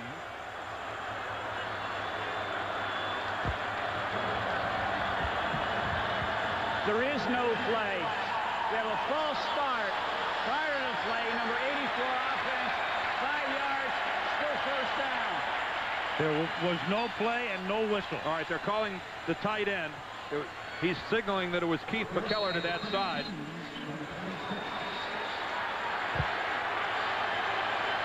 McKellar, I don't think he was the one that moved. We're not going to find out, I guess. It was actually Metzelar's who moved, not McKellar. 1st and 15 after all this. And Thomas, a hard yard, pushed back by Grigg. And now we're going to have action here between Coleman and McKellar that draws a flag. And let's see if they can get the numbers right on this one. Yeah, been a while.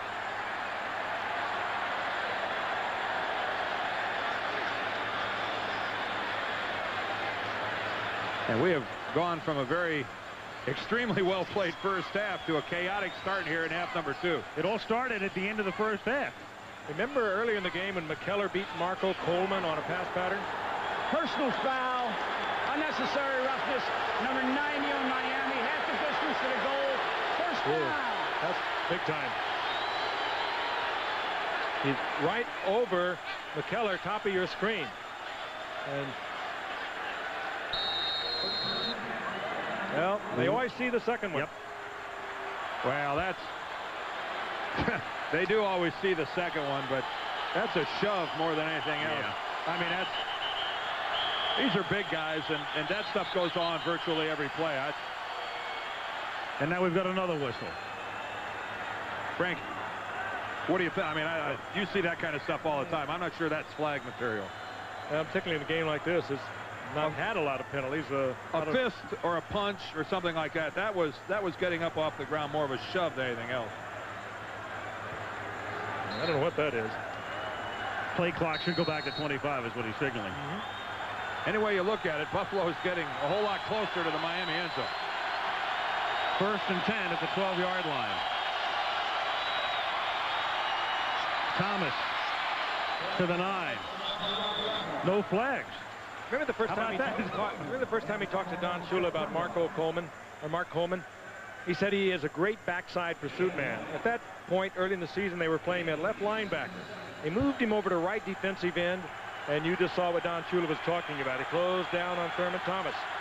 2nd and 7 from the 10-yard line. Buffalo down by 4. Gardner makes the catch. He takes it to the 1. That's a first down. Carwell Gardner, who had his first carry of the game on this drive, makes his 4th reception of the season. And here comes Buffalo's goal line package, where they normally move Mitch Farrat out to a tight end position where he's got a couple of touchdown receptions. John Fina, the rookie tackle, has a touchdown as well. Between the two of them, they have 3 touchdowns for a total of 5 yards. And Farrat is eligible. McKellar in motion on 1st and goal with Kenneth Davis scoring his 2nd touchdown of the night, and Buffalo has the lead. And rather a dramatic turnaround from the first half. Miami unable to do anything on their first possession.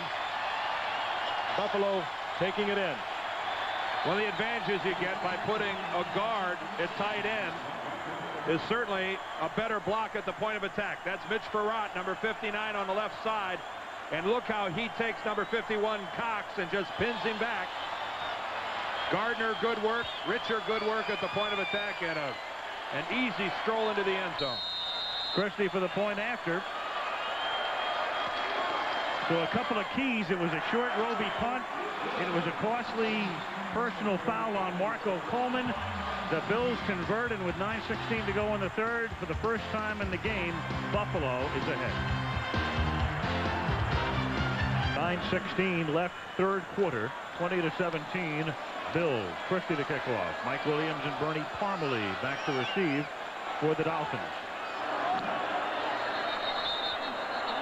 Whistle. And a whistle. I'm telling you, Zebras run wild here in the 3rd quarter. What is going on? There is no kickoff. Yeah, we noticed. Man. Dan Jenkins is going to have a whole other new book when this one's over. Don Shula is a member of the competition committee, and he's been cool thus far this evening, but he has been known to blow just a little bit. He got a little huffy at me early in the year when I pointed out when a play that could have been called back with a replay, and I said something on the air about, well, at least we're not going to look at it for 5 minutes. He jumped all over my case in Cleveland. He's a good friend of mine. He is a real proponent of the replay. Yeah. I said, Don, all of us are allowed an opinion. He looked at me with those eyes and said, you aren't. There's no question that those were 2 offensive linemen sitting on the bench. That's the way offensive linemen ought to look. A little scrubby, a little dirty. Unless this is a dream sequence, this is the real kickoff. There is no kickoff. Return. Parmalee kneels down, touchback. We think. We believe. Ball at the 20. 9:07 left in the 3rd. Bills by 3. Wednesday night on ABC. Starts with Home Improvement, then Doogie Howser, MD. And make sure you tune in for the Jacksons, an American Dream, as that concludes Wednesday night. Are you on Doogie Howser this week? No, sir. I'm off this week. Oh. And I'm keeping my night job, too, after a little moonlighting out there on the West Coast. You were very good, by the way. Thank you, sir. The night job is fun when you get a game like this. Yes. Outstanding. Miami at the 20-yard line. Marino off the fake. And Marino goes down at the 12-yard line. And it is Marcus Patton. Oh, that was a crawling sack. Marino didn't even see him. He was down on the ground, and Patton snaked out an arm, I guess, and tripped him. Well, but how many games have you seen Marino in this kind of trouble in the past? Now here's Patton. He's being double-teamed by Higgs and by Page. And as he falls, he just grabs Dan by the arm and almost gets the ball as well. Boy. And that's the third sack of Marino. He's only had 11 in the previous 9 games. It's like Dan didn't think Patton was going to get that close as he fell down. Walt Corey, defensive coordinator for Buffalo, was right. He said, we think we can get to him. 2nd and 17. They bring Bobby Humphrey in the game, and they give the ball to Humphrey. And Bobby gets back to about the original line of scrimmage. That's going to set up a 3rd and 10 with 8:25 left in the 3rd quarter. As an offensive player, you feel the pressure when you have a poor series and you end up turning the ball over in your own territory. And I know that all the offensive guys from Miami feel poorly after their last series. And here they are on the brink of doing it again. I mean, if ever a group of guys right now is thinking about a first down, it's this Miami offensive team. 3rd and 10 at the 20. Buffalo 20, Miami 17, midway through the 3rd quarter. And this is why Keith Jackson makes a lot of money. And here comes Smith across the line again, so you've got flags, and you've got, in effect, a free play. And the catch is made out of bounds by Tony Martin. And we will have, I'm sure, a 3rd down and 5. And Bruce Smith, again, I think he's just guessing with the count and getting... Well, Dan's moving again, Frank. Bobbing that head up and down, and now Marv Levy's getting into it. Yeah, this time it was a full upper body movement, and Dan Marino is getting away with a ton. He is getting away. You don't normally see this. Offsides, number 78 defense, 5 yards, still 3rd down. Look at a regular speed now. Watch Dan Marino move. You see that? That's a violation of the rules. And Dan's going to keep doing it until he gets flagged. And who can blame him? But he is he's making Bruce Smith and the Buffalo defensive lineman's life miserable. 3rd down and 5 now at the 25. Marino's defense would be, I need to mark those signals because of the crowd, but it's his crowd. Marino out of the gun. Here come the Bills. He gets the pass away. That's a 1st down and a lot more to Mark Clayton. All the way to the 35-yard line. Oh, boy. It wasn't a pick, but it came very close to it. Clayton and Duper crossing. Clayton coming underneath Duper. Duper got called for it last week. But last week he wiped out the defensive back. This time he just kind of forced the coverage to come from the inside. They mark it at the 41 is where he steps out. 2 bottom receivers. Duper breaking underneath Clayton. See that? I mean, you could call that. You can't make contact. No, that's illegal. And the officials must have known that they do it because he was called for it last week. At the 41-yard line, Higgs. Tackle from behind, loses the football. Buffalo has it. It is Darryl Talley who popped him, and Bennett who recovered.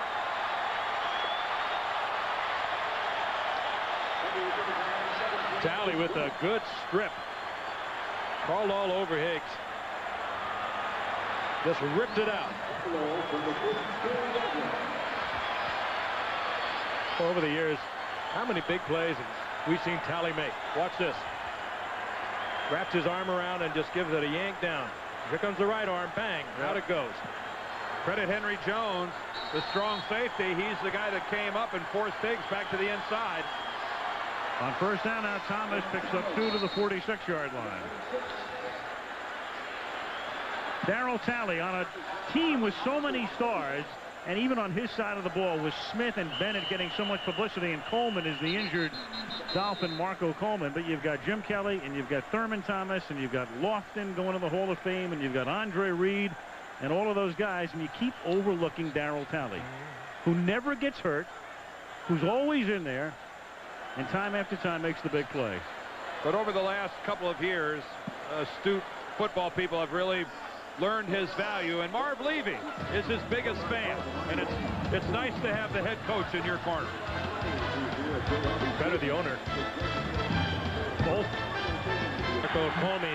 Coleman, he obviously has a cramp in his left calf, and he appears to be all right.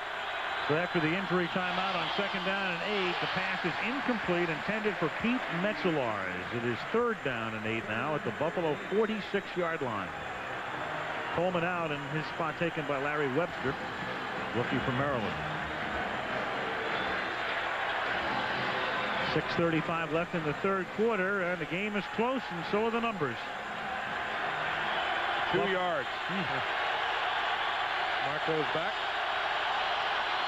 Kelly has to get it to the 46 of Miami, and it's Thomas who makes the catch and takes it to the 43 for a 1st down.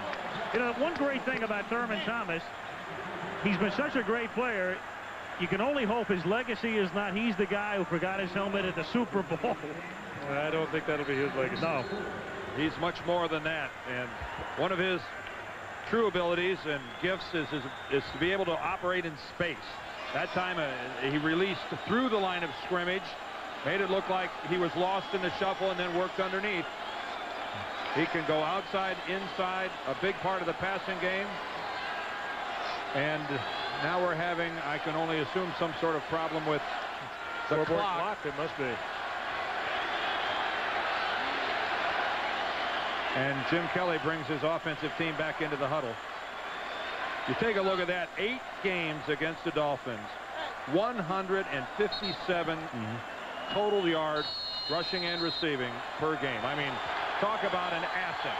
Well, Pittsburgh is doing pretty good until last week. He stripped them for 155 yards rushing. Kelly on 1st down, throwing to the 30-yard line. The catch is made by James Lofton, who's tackled by J.B. Brown, and that's another Buffalo 1st down.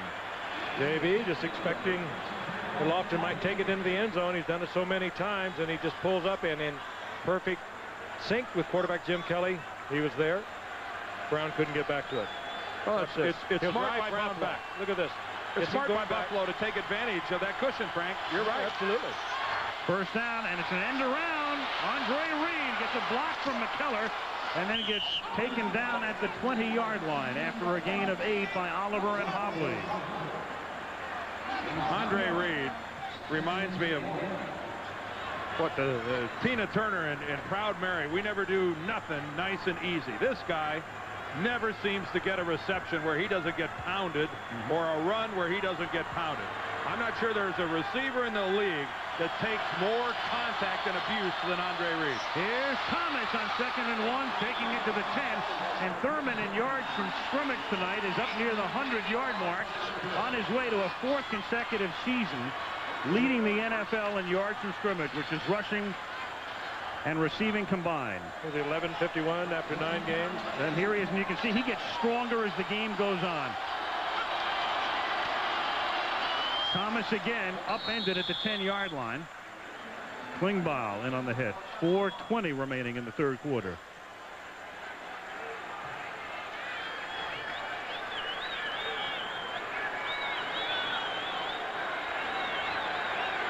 Trying to get something into Kelly. Then Schaffner looking on.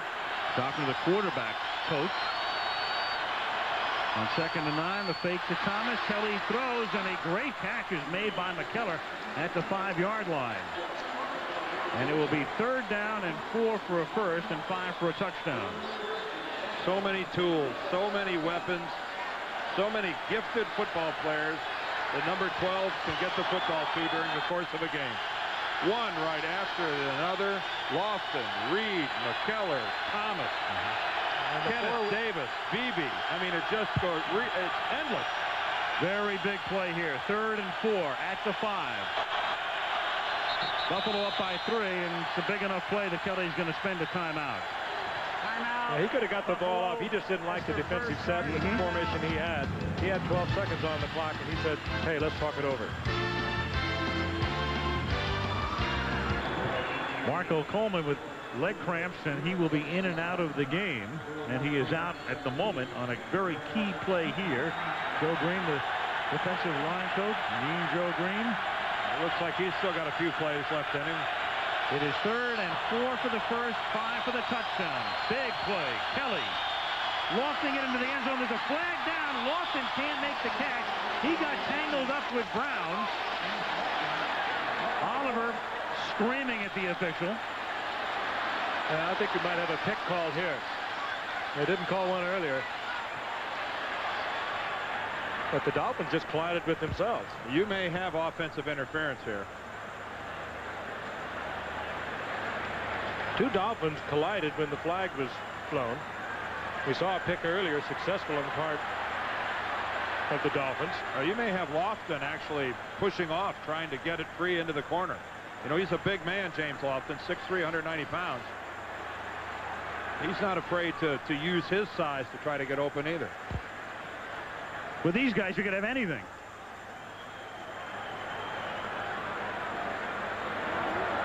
We have multiple fouls on Buffalo. Holding, number 82. Offensive pass interference, number 80. They did get Both Lofton. penalties are declined. They'll take the result of the play. 4th down. And they got Beebe for holding. Yeah, they're not going to give Buffalo another chance. All right, Beebe, as you can see, complaining that he was held. All right, let's watch his work here against Vincent.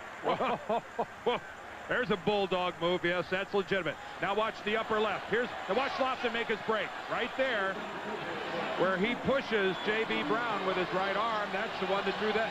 That's the one that drew it on that end. Now it's a 23-yard attempt for Christie. They'll spot it at the 13-yard line. Wright puts it down, and Christie bangs it through. But it was vital for Miami to hold and hold them to 3. And that's exactly what they did. It's 23-17 Buffalo. Lofton was trying to prevent the interception in the end zone. They've both got the flags. And both of them were meaningless because it was an incomplete pass anyway, and they declined them both. It was imperative for the Miami defense to hold them to 3. 3:17 left in the third. 23-17. Buffalo on top. Winner goes to 8-2 and has the best record in the AFC. Christie's check. At the goal line, Bernie Parmalee. And he's tackled up at the 18-yard line. Tackle made by Kenneth Davis. Not only backing up Thomas, but does a good job on special teams. We go to the Superdome next week. In New Orleans, the Washington Redskins with a record of 6-4, and in the scramble now for a playoff spot. This is a pretty important game. It's more than pretty important. It's a very important game for the Redskins against the Saints. And if you're a team with offensive troubles like the Redskins have, where's the last place on earth you'd want to go? The Superdome against that awesome Saints defense. Good matchup next Monday. Higgs on first down. Turns no gain into about a 3-yard pickup as he fights his way up to the 21-yard line. Higgs bounces off the back of his own lineman. And you better believe he's covering up the football. I wonder what it looks like from down there. I mean, on a field with really, really big people, and quite an understatement. Mark Higgs, at only 5 feet 7 inches tall, is not just that occasional kick returner or somebody you see at that height. I mean, this is an every down player. 2nd and 7 from the 21-yard line. That's Page in motion. Marino with wonderful protection. It's intercepted off the deflection. Henry Jones inside the 30, out of bounds at the 18-yard line. Intended for Keith Jackson and off his hands, and Jones winds up with his 7th interception of the season. And a couple of them, Al, he's taken back for touchdowns. He could have taken that one back. Well, and that's Keith Jackson very unhappy with himself because Dan Marino throws the ball right at him. It was doggone good coverage. That's the old classic tip drill. Up in the air it goes, right to Jones. A little high, but no question that's got to be caught. That's right on the face mask. That's a beautiful pass by Marino. And here comes Jones. Had an 82-yard return for a touchdown earlier in the year. From the 18 now, here's Thurman Thomas moving to the outside. And Thurman Thomas is he in? No, he's not. Out of bounds inside the 1. Now there's a judgment call by the back judge. The pylon went flying. Thurman thought he had a touchdown. Initially, I thought he had a touchdown as well, but he's ruled down inside the 1, and that, I don't know how a guy makes that call. That's happening awful fast. He hit the pylon when he went into the corner of the end zone. Let's take a look. You flip a mind coin is how you make the call. Ooh, it looked like his... Remember now, you can't go by his feet. You have to go by the football. His left foot comes down on the goal line. You know, it's one of those things from that angle, it looked like a touchdown. Here's Davis. Doesn't look like a touchdown there. Davis has scored twice tonight, and he is stopped shy of the goal line by Jarvis Williams. They come right back with the play that he scored on so easily the first time he scored. Again, look at Thurman Thomas. Left foot on the goal line. Knee pops the pylon. Was the ball in? That's one of those deals where even with instant replay in effect, you're not going to see any sort of a replay, I believe, that's going to give you any sort of conclusive evidence to overturn the call. Thomas doing all of the heavy lifting tonight, and Kenneth Davis paying off. Yeah. He has scored twice. He is still in there in a full house alignment. And they send McKellar in motion on 2nd and goal. Kelly off the fake. Throwing, and it is incomplete. Metzelars comes up with the ball. The coverage with Jarvis Williams, and the official right there to say no. Jarvis winning interference. These guys are in each other's face. We already talked about the use of the offensive linemen. They use Mitch Perrott, Don Fina, blocking down there, but they also use them as receivers. Let's take a look. Well, Perrott was there in the end zone as well. Ooh. Yeah, you could see the ball touch the ground, but not so sure it wasn't in the control of Metzelars. Same formation this time. McKellar in motion to the right. Kenneth Davis swinging left. Kenneth Davis cannot get in. Brian Cox. Brian Cox with a brilliant play.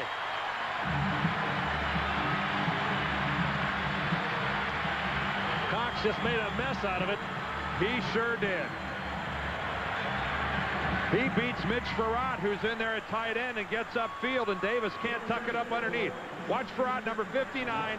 He's trying to hook Cox, and Cox gets upfield, and boy, that's the end of the play right there. Here comes Oliver and Jarvis Williams. That play is over once he forces a change of direction by Davis. 19-yard field goal attempt for Steve Christie. Wright puts it down. Christie hits it. Can't say the Miami defense isn't keeping it alive for the offense. 2 times they've turned them away from 1st and goal. They kept it to 3. The difference between 30-17 and 26-17. A 9-point Buffalo lead with 11 ticks left in the 3rd. Well, again, we have to go back to number 1, the significance of Thurman Thomas not getting credit for a touchdown on that run. I mean, that is a 4-point call by the official. And here the reverse angle for the pass to Pete Metzelars. Tries to scoop it off the turf, and I don't know, again, it's still strictly judgment. Looked like it did hit. I mean, that's one of those deals that even though the ball touches the ground, you have to make a determination as to whether or not it was in control of the player. And here's the third down. A great play. Oh, yeah. And Jarvis Williams, 26, and Louis Oliver, 25. And they keep Buffalo out of the end zone again. Yep. It is indeed a game of inches. And that judgment call by the official, that when you looked at it, he was the one right there, and you can't argue it either way. And Buffalo not able to get it that extra foot. Meanwhile, in the 3rd quarter, the Miami offense has been totally stymied. Remarkable how well they moved this ball in the first half. Yep. They can't do anything. Christie's kick. Fielded in the end zone. Parmalee kneels down. And he'll take over at the 20-yard line in the waning seconds of the 3rd quarter. Again, another look at the Thomas play. Normally on something like this, you would figure it's academic because it's 1st and goal from the 2-inch line. As it turns out, it cost Buffalo 4 points. And also, when you look back at it, you can say that that very fine effort by Troy Vincent was a 4-point effort on behalf of the Miami Dolphins.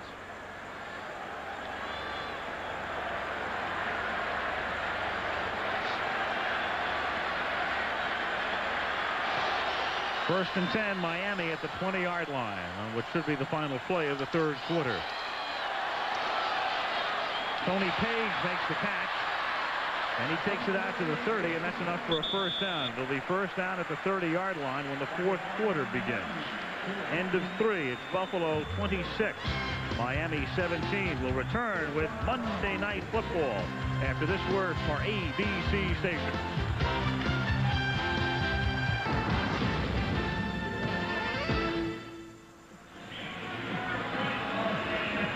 Little cruise down the boulevard in South Miami Beach. That's the South Beach District, all sorts of Art Deco facades. Oh, that's hot, isn't it? Oh, all really popular clubs and sidewalk cafes. One of those areas that would really love to welcome a little more tourism back into the Miami area. We start the fourth quarter. Miami first and 10 at its own 30. Buffalo up by 9. Marino on first down, throws, that's deflected and incomplete. Getting a hand on it was Darryl Talley. So it'll be second down and 10. And gents, as we stated at the half, this one is living up to its billing.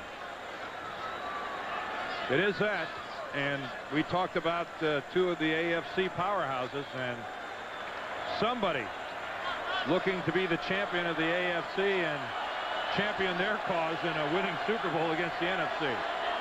Somebody on the Miami offense has got to step up, and that guy has got to be Marino. Second and 10, and here is Higgs. They keep it on the ground on second and long, and Henry Jones comes up from the secondary to break the play up. Third down. I mean, I think it's anything can happen, but Democrat has won the White House. An AFC team could win the Super Bowl. I mean, these guys certainly are due. And when you look at, I think you factor Kansas City into that mix, Pittsburgh. Somebody here is jockeying awful hard to go to Pasadena this year and come back with the Lombardi Trophy. It's a big deal to these guys. The difference with this Buffalo team, they are 10th ranked in the NFL defensively this year. Last year they were 27th. They carried that in the Super Bowl, and they were destroyed by Washington. Buffalo is a much more solid team this year. Third down and 10. Marino hanging right there. What a catch at midfield by Mark Clayton. A tremendous catch. 90 miles an hour out of the hand of Marino, and somehow Clayton with his fingertips able to hold on. We said it a moment ago, Marino has got to make a big play. He just made one. He's going to have to make more now. Watch him dance away from Lodi. Fires a shot to Clayton. That was a great catch. Fingertips by Mark Duper. And he caught about the last eighth of the football. Yep. When you catch the back of the ball, that is amazing. There's no handle on that thing. From the 50-yard line, Marino throws underneath, and that's incomplete, intended for Page. That's definitely worth another look. That's the equivalent of the ice cream cone catch in baseball. You know, Clayton's been under a little bit of fire down here.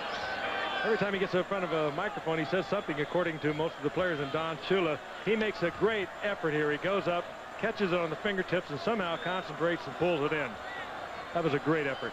Well, he feels that he's not as big a part of the offensive mix, and he's not. And he was very vocal about Keith Jackson getting here, getting a big contract, getting a lot of receptions.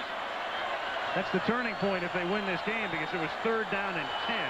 I guess you have to enforce the punt. I guess you have to like him if they really care, though.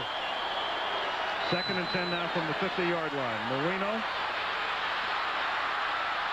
Just before he gets to the line of scrimmage, and that catch is made by Bobby Humphrey to the 24-yard line. And being chased by Bennett at the same time. Oh, but can he spark a team? And Dan Marino can move better than you think when you watch the man. It's so deceptive, his ability to move around and stay alive just long enough. And Humphrey stayed alive for Marino. Getting into the right angle for him. And getting another first down, keeping it alive. 26-17 Buffalo, 12:40 left in regulation. 1st and 10 at the 24 with Clayton in motion. It's Humphrey through the middle. Spreads his way to the 21, gain of 3. Bennett with the tackle. Talked a lot about Mark Higgs, who has done most of the work thus far this season, but Bobby Humphrey, a 2-time 1,000-yard rusher for the Denver Broncos before only playing in 4 or 5 games a year ago.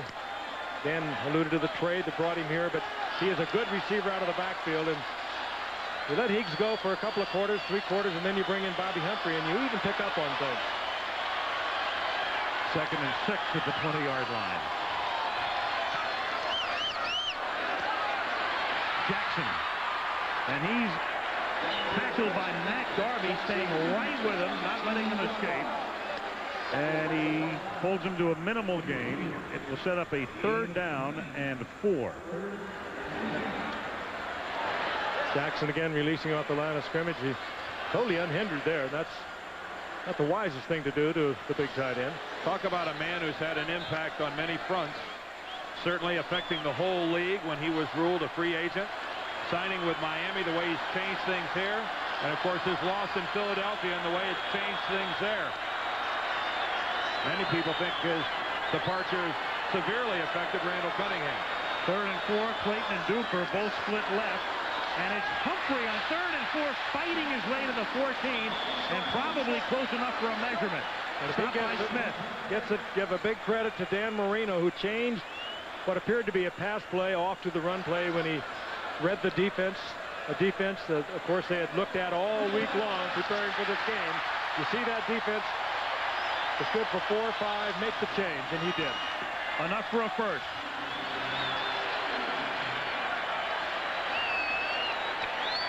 This comes from looking at the video over and over, taking the frequencies, and then having a quarterback that has the skill and the wherewithal to change it when you are supposed to. Wright could only slow him down. Smith finally makes the tackle, but too late as he picks up the first, and a juggling catch by Jackson, who gets tackled by Jones. Forward progress to about the 11. Boy, and there's the continuing progress of Henry Jones, the #1 draft choice last year, who pretty much had a wasted year because of a contract problem and not coming in. And we see two good football players at work here. Concentration by Jackson, but Jones a solid open field tackle on a much bigger man. I wonder what he thought at the first of the week when they came up, told him, hey, Henry, you're going to be shadowing Keith Jackson this week. Everything all right? Yeah. 2nd and 6 now at the 10. 9:35 remaining in the 4th quarter. And Matt Darby with the pop that time, as Bobby Humphrey can take the ball to the 8-yard line. And these yards are a little tougher to come by now for Miami. Another very big 3rd down play. They've made 2 big 3rd down conversions on this drive. 3rd and 4 coming up here. They are really having to labor against this defense as they get closer and closer to the goal line. Over the past few weeks, this is when they have liked to go to the big tight end, Keith Jackson, but they have really been working him. On 3rd and 4, shotgun, 4 wideouts. 4 wide. They need a touchdown and a field goal. Banks in motion. Marino fires incomplete at the 3-yard line. He tried to drill it into Freddie Banks. And here's where you got to kick the field goal. When you need 2 scores, 8:48 left in the game, you can't come out of here with nothing. So you take your 3 and hope you get your touchdown later. Banks might have held on to it, but that really had some smoke on it. That would have been a tough catch, and he also got popped. There's been a whole lot of that going on tonight. The 26-yard field goal attempt for Stoyanovich. Very impressive. Will hold. Very impressive showing by Buffalo's defense. Quite a career Pete Stoyanovich is putting together in Miami, too. Ooh. Just makes it. Flag down. Oh, and if this is against Buffalo, this just might give Miami a first down, but they don't look too excited the way they're walking back to the huddle.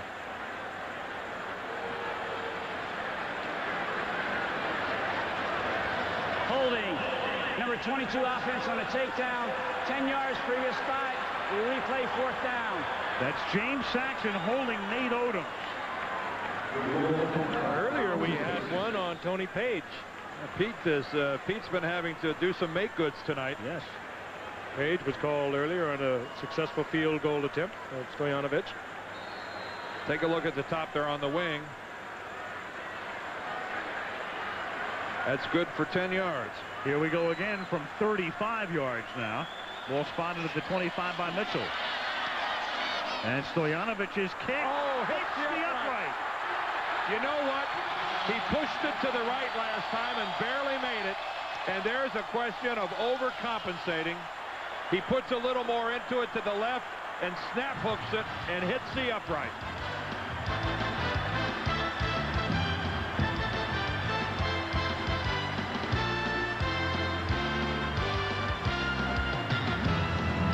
Saxon, with that very costly penalty, as it turns out, turns a field goal into a miss, squanders a 12-play drive. Stojanovic hitting the upright, and Buffalo still up by 9 points. Bills have it at the 20. There's a flag there with a Gardner fell forward and illegal motion.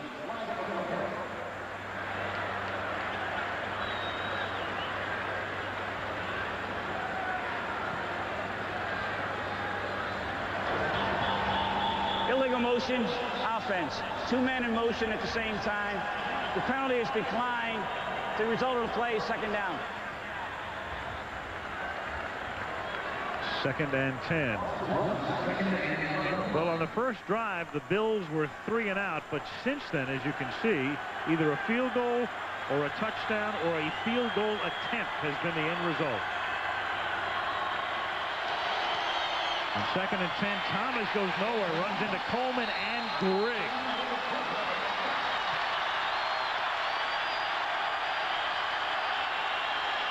Marco trying to ignite the crowd. pretty fine addition to this Dolphin defensive team, these two number ones, Vincent and Coleman. And Buffalo up at the line of scrimmage, trying to protect the lead late in the ball game, snaps it at 20 seconds. 3rd and 12, and that's knocked away by Vesti Jackson. I need an explanation as to why at this stage of the ball game Buffalo runs their no-huddle offense, snapping the football there with 20 seconds left on the play clock.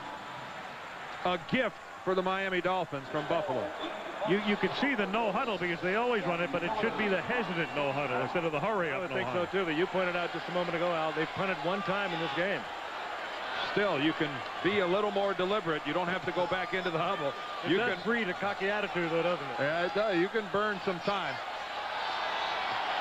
Those three plays took less than a minute. 54 ticks. Here's Moore's first kick since the first series of the game. And it bounces at the 44 and takes a very good Buffalo roll, 11 yards on the ground. 38 in the air for a 49-yard kick. First down, Dolphins at the 33 when we come back. Keep pace in the NFC East, but these Saints can be devilish in the Dome. They meet next week on ABC's Monday Night Football. From the Goodyear Blimp Stars and Stripes, Joe Robbie Stadium, a facility that opened in 1987. Home of the Dolphins, home of the soon-to-be Florida Marlins of baseball, and we've got tennis for you Sunday on ABC. Acura presents the Virginia Slims Championships. Monica Seles heading the field. Live coverage 1 o'clock Eastern Time Sunday. Miami 1st and 10 at its own 33. 7.5 minutes to go. Buffalo up by 9, and the catch is made and inbounds at the 45-yard line. Mark Duper getting his feet down. Kirby Jackson providing the coverage. First down, Miami. Good effort on the part of Duper to keep both those feet in bounds.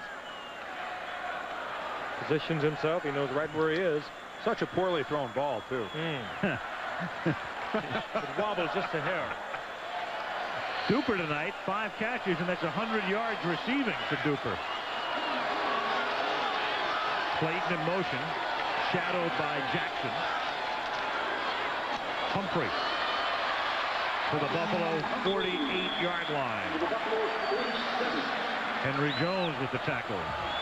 Found it at the 47, make it 2nd down and 2. What you have with Humphrey as Miami goes to the no-huddle offense is an extra receiver and a good one coming out of that backfield.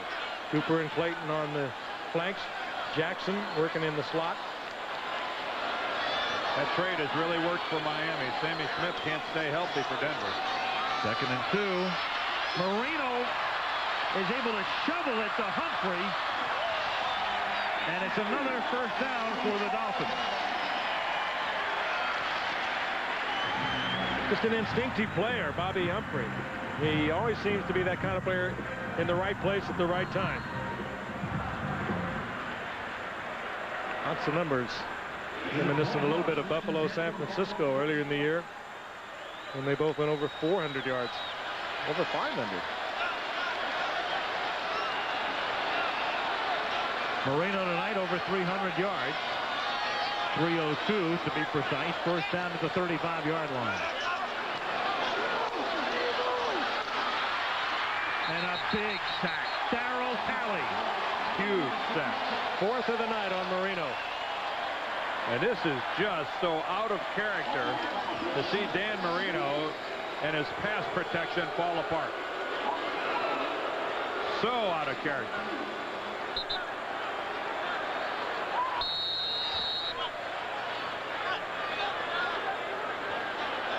They locked up Talley on a back. If you're going to block a linebacker on a blitz, you must attack him high. If you go for the cut and miss, that's what happens. He sacks your quarterback. 2nd down and 22, and the pass is incomplete. Intended for Tony Martin.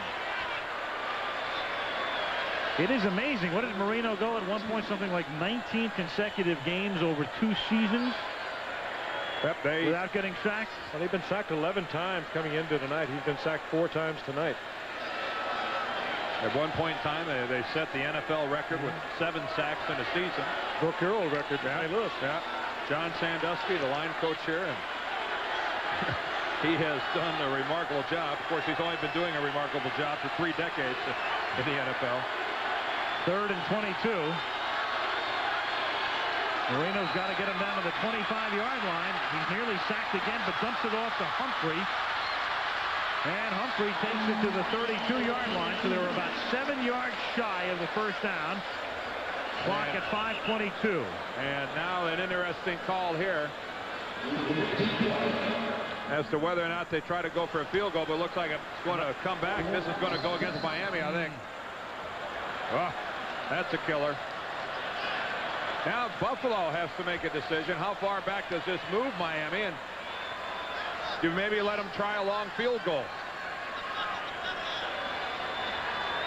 It'll be about a 47-yard field goal if they don't move them back. Certainly well within Stoyanovic's range, and they're going to move it back. Yeah, he's too good to let him try that. Motion. Number 85 on the offense. 5 yards from the previous spot. Replay 3rd down. Yeah, if that's up around 50-52, then you've got a really interesting call for Marv Levy and the Bills. But at 47, that's much too close for Stojanovic.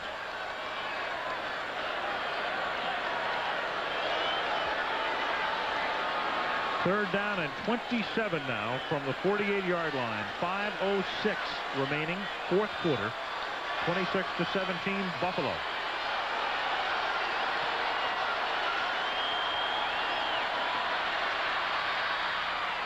Clayton makes the catch at the 44.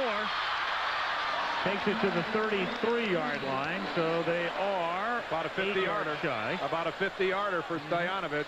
Good move by Clayton back to the inside. He picked up another 6 or 7 yards he would not have got had he tried to break it to the outside. Now they're going to bring in the field goal team. You know, Don Shula's not above faking something, too. He's got a quarterback holding. That's Scott Mitchell, who backs up Marino. Buffalo, of course, thinking right with him. Yeah, I think he's almost got to let him kick it. 50-yard attempt. Mitchell will put it down at the 40-yard line. Yes. It'll be close. Got it. Whoa. Right at the outer limit. Don't go to bed yet.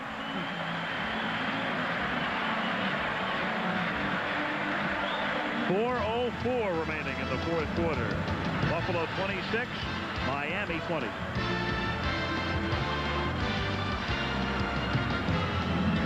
Buffalo leading at 26-20. 4:04 remaining in the fourth quarter. Stoyanovich, who just kicked that 50-yarder, will send it down in the direction of Al Edwards and Kenneth Davis. Edwards from the goal line. Tackled at the 15. That's a great tackle by Bernie Parmalee, the rookie from Ball State. Nice tackle, Bernie, but it wasn't the end of the world. Celebrations are the norm in the NFL, and here's a guy who's got reason to celebrate. Pete Stoyanovich ekes it over. Ooh, he was grunting right there.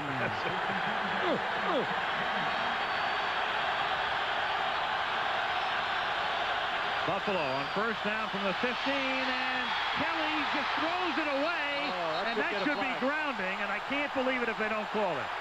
Oh, that's amazing. That is incredible. Marco Coleman. There was no receiver, even a potential receiver you could have thought was a receiver. I mean, that is quintessential grounding. Unless McKellar could be conceived of as a, well, maybe he goes to McKellar. Bogus. Don Shula doesn't like it either. The rule is pretty clear. If you got rid of the ball to avoid a sack, you get a flag. It's intentional grounding. Horrible call. 2nd and 10 from the 15. Thomas picks up 3 to the 18-yard line, tackled by Sanders. Well, this entire stadium is on their feet. All right, now let's see, with the clock running, I can see now that Buffalo is going to be a little more deliberate in running off some of the clock. You notice they go back to their huddle. I hope they don't call a play that they want to change at the line of scrimmage. They've abandoned the no huddle wisely. 3rd and 7 from the 18. The game clock is down to 3:08. Kelly. Lofton, there's the flag. There's the flag on Troy Vincent. And that's a good call. Vincent got there way early. He got there way early. Well, he had little or no choice. Well thrown ball by Kelly with good protection, a lot of time for Lofton to uncover. You notice Vincent's not doing much arguing. Pass interference. Number 25 defense. First down at the spot of the foul. First down. He still doesn't get the number right. Watch Vincent fall down, but when he comes up, watch his right arm. Watch him grab Lofton right there. And that's interference. Absolutely. He pins Lofton's arm to his side way before the ball gets there.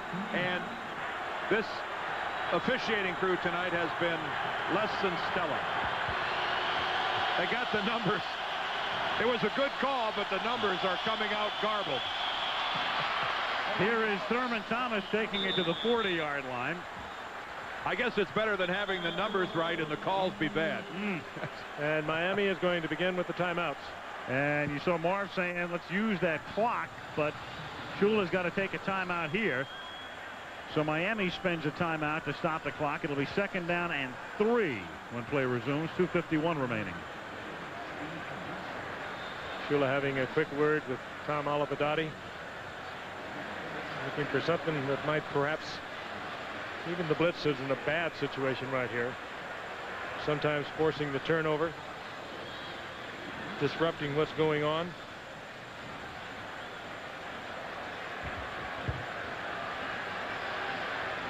Well, Troy Vincent, who committed that foul, keep in mind he's a rookie, a very talented rookie, and got his timing destroyed when he slipped and fell. came back up, made a burst towards James Lofton, and just got that right arm on him early. And if he doesn't make that move, Lofton might catch that football. Right. Would have been deep into Miami territory. A rookie working on a 15-year veteran is going to Canton. Yeah. Second and a long 2. And this is Thomas taking it to the 42-yard line, a little short of the first down. And Miami's going to have to spend another timeout. So they're down to 1 remaining.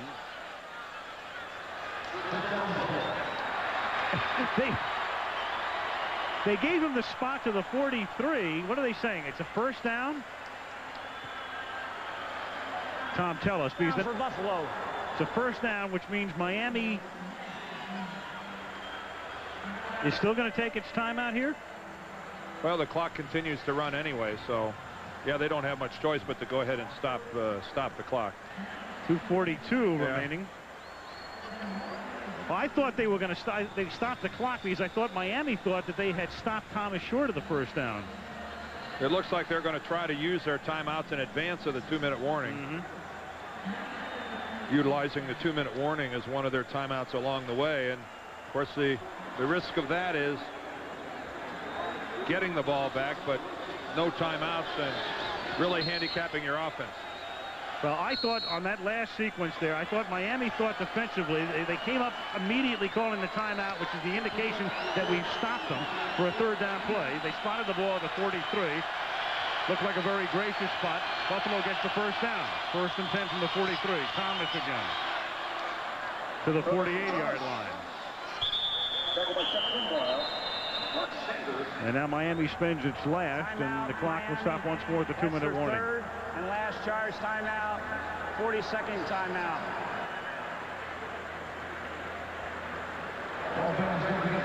Thurman Thomas again in yards from scrimmage tonight in triple figures. If he is to lead the league this year in that category, he'd be the first man in history to do it 4 consecutive years. Only he and Jim Brown have ever done it 3 years in a row, and that's 132 total yards tonight. 66 on the ground and 66 receiving.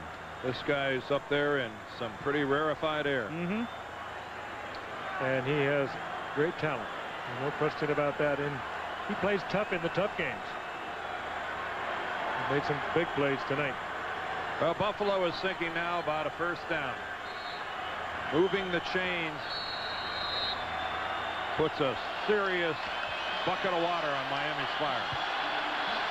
2nd and 7 at the 46-yard line. Thomas again. And he gets stopped at the 49. Brian Cox makes the hit. Now Buffalo can let the clock run to the 2-minute warning, and when play resumes, it'll be 3rd down and 4. And a first down would be the end of the ballgame. Yes. Buffalo leading 26-20 as they let it run down to the 2-minute warning. 3rd and 4 when we come back.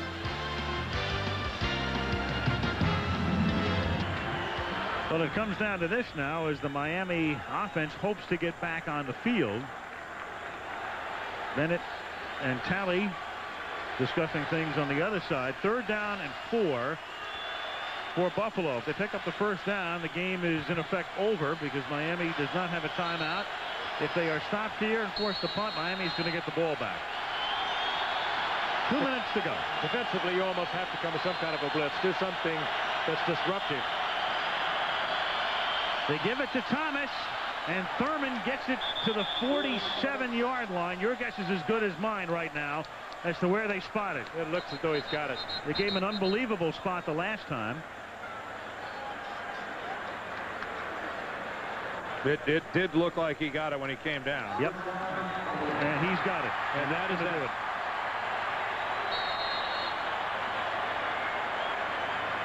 So the Buffalo Bills are going to go 8-2. Miami's going to be 7-3.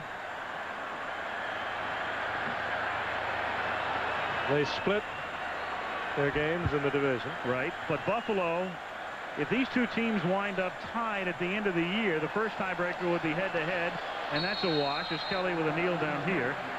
But Buffalo, with this win, would go to 5-1 in the division. Miami would go to 3-3. Meanwhile, close games this weekend.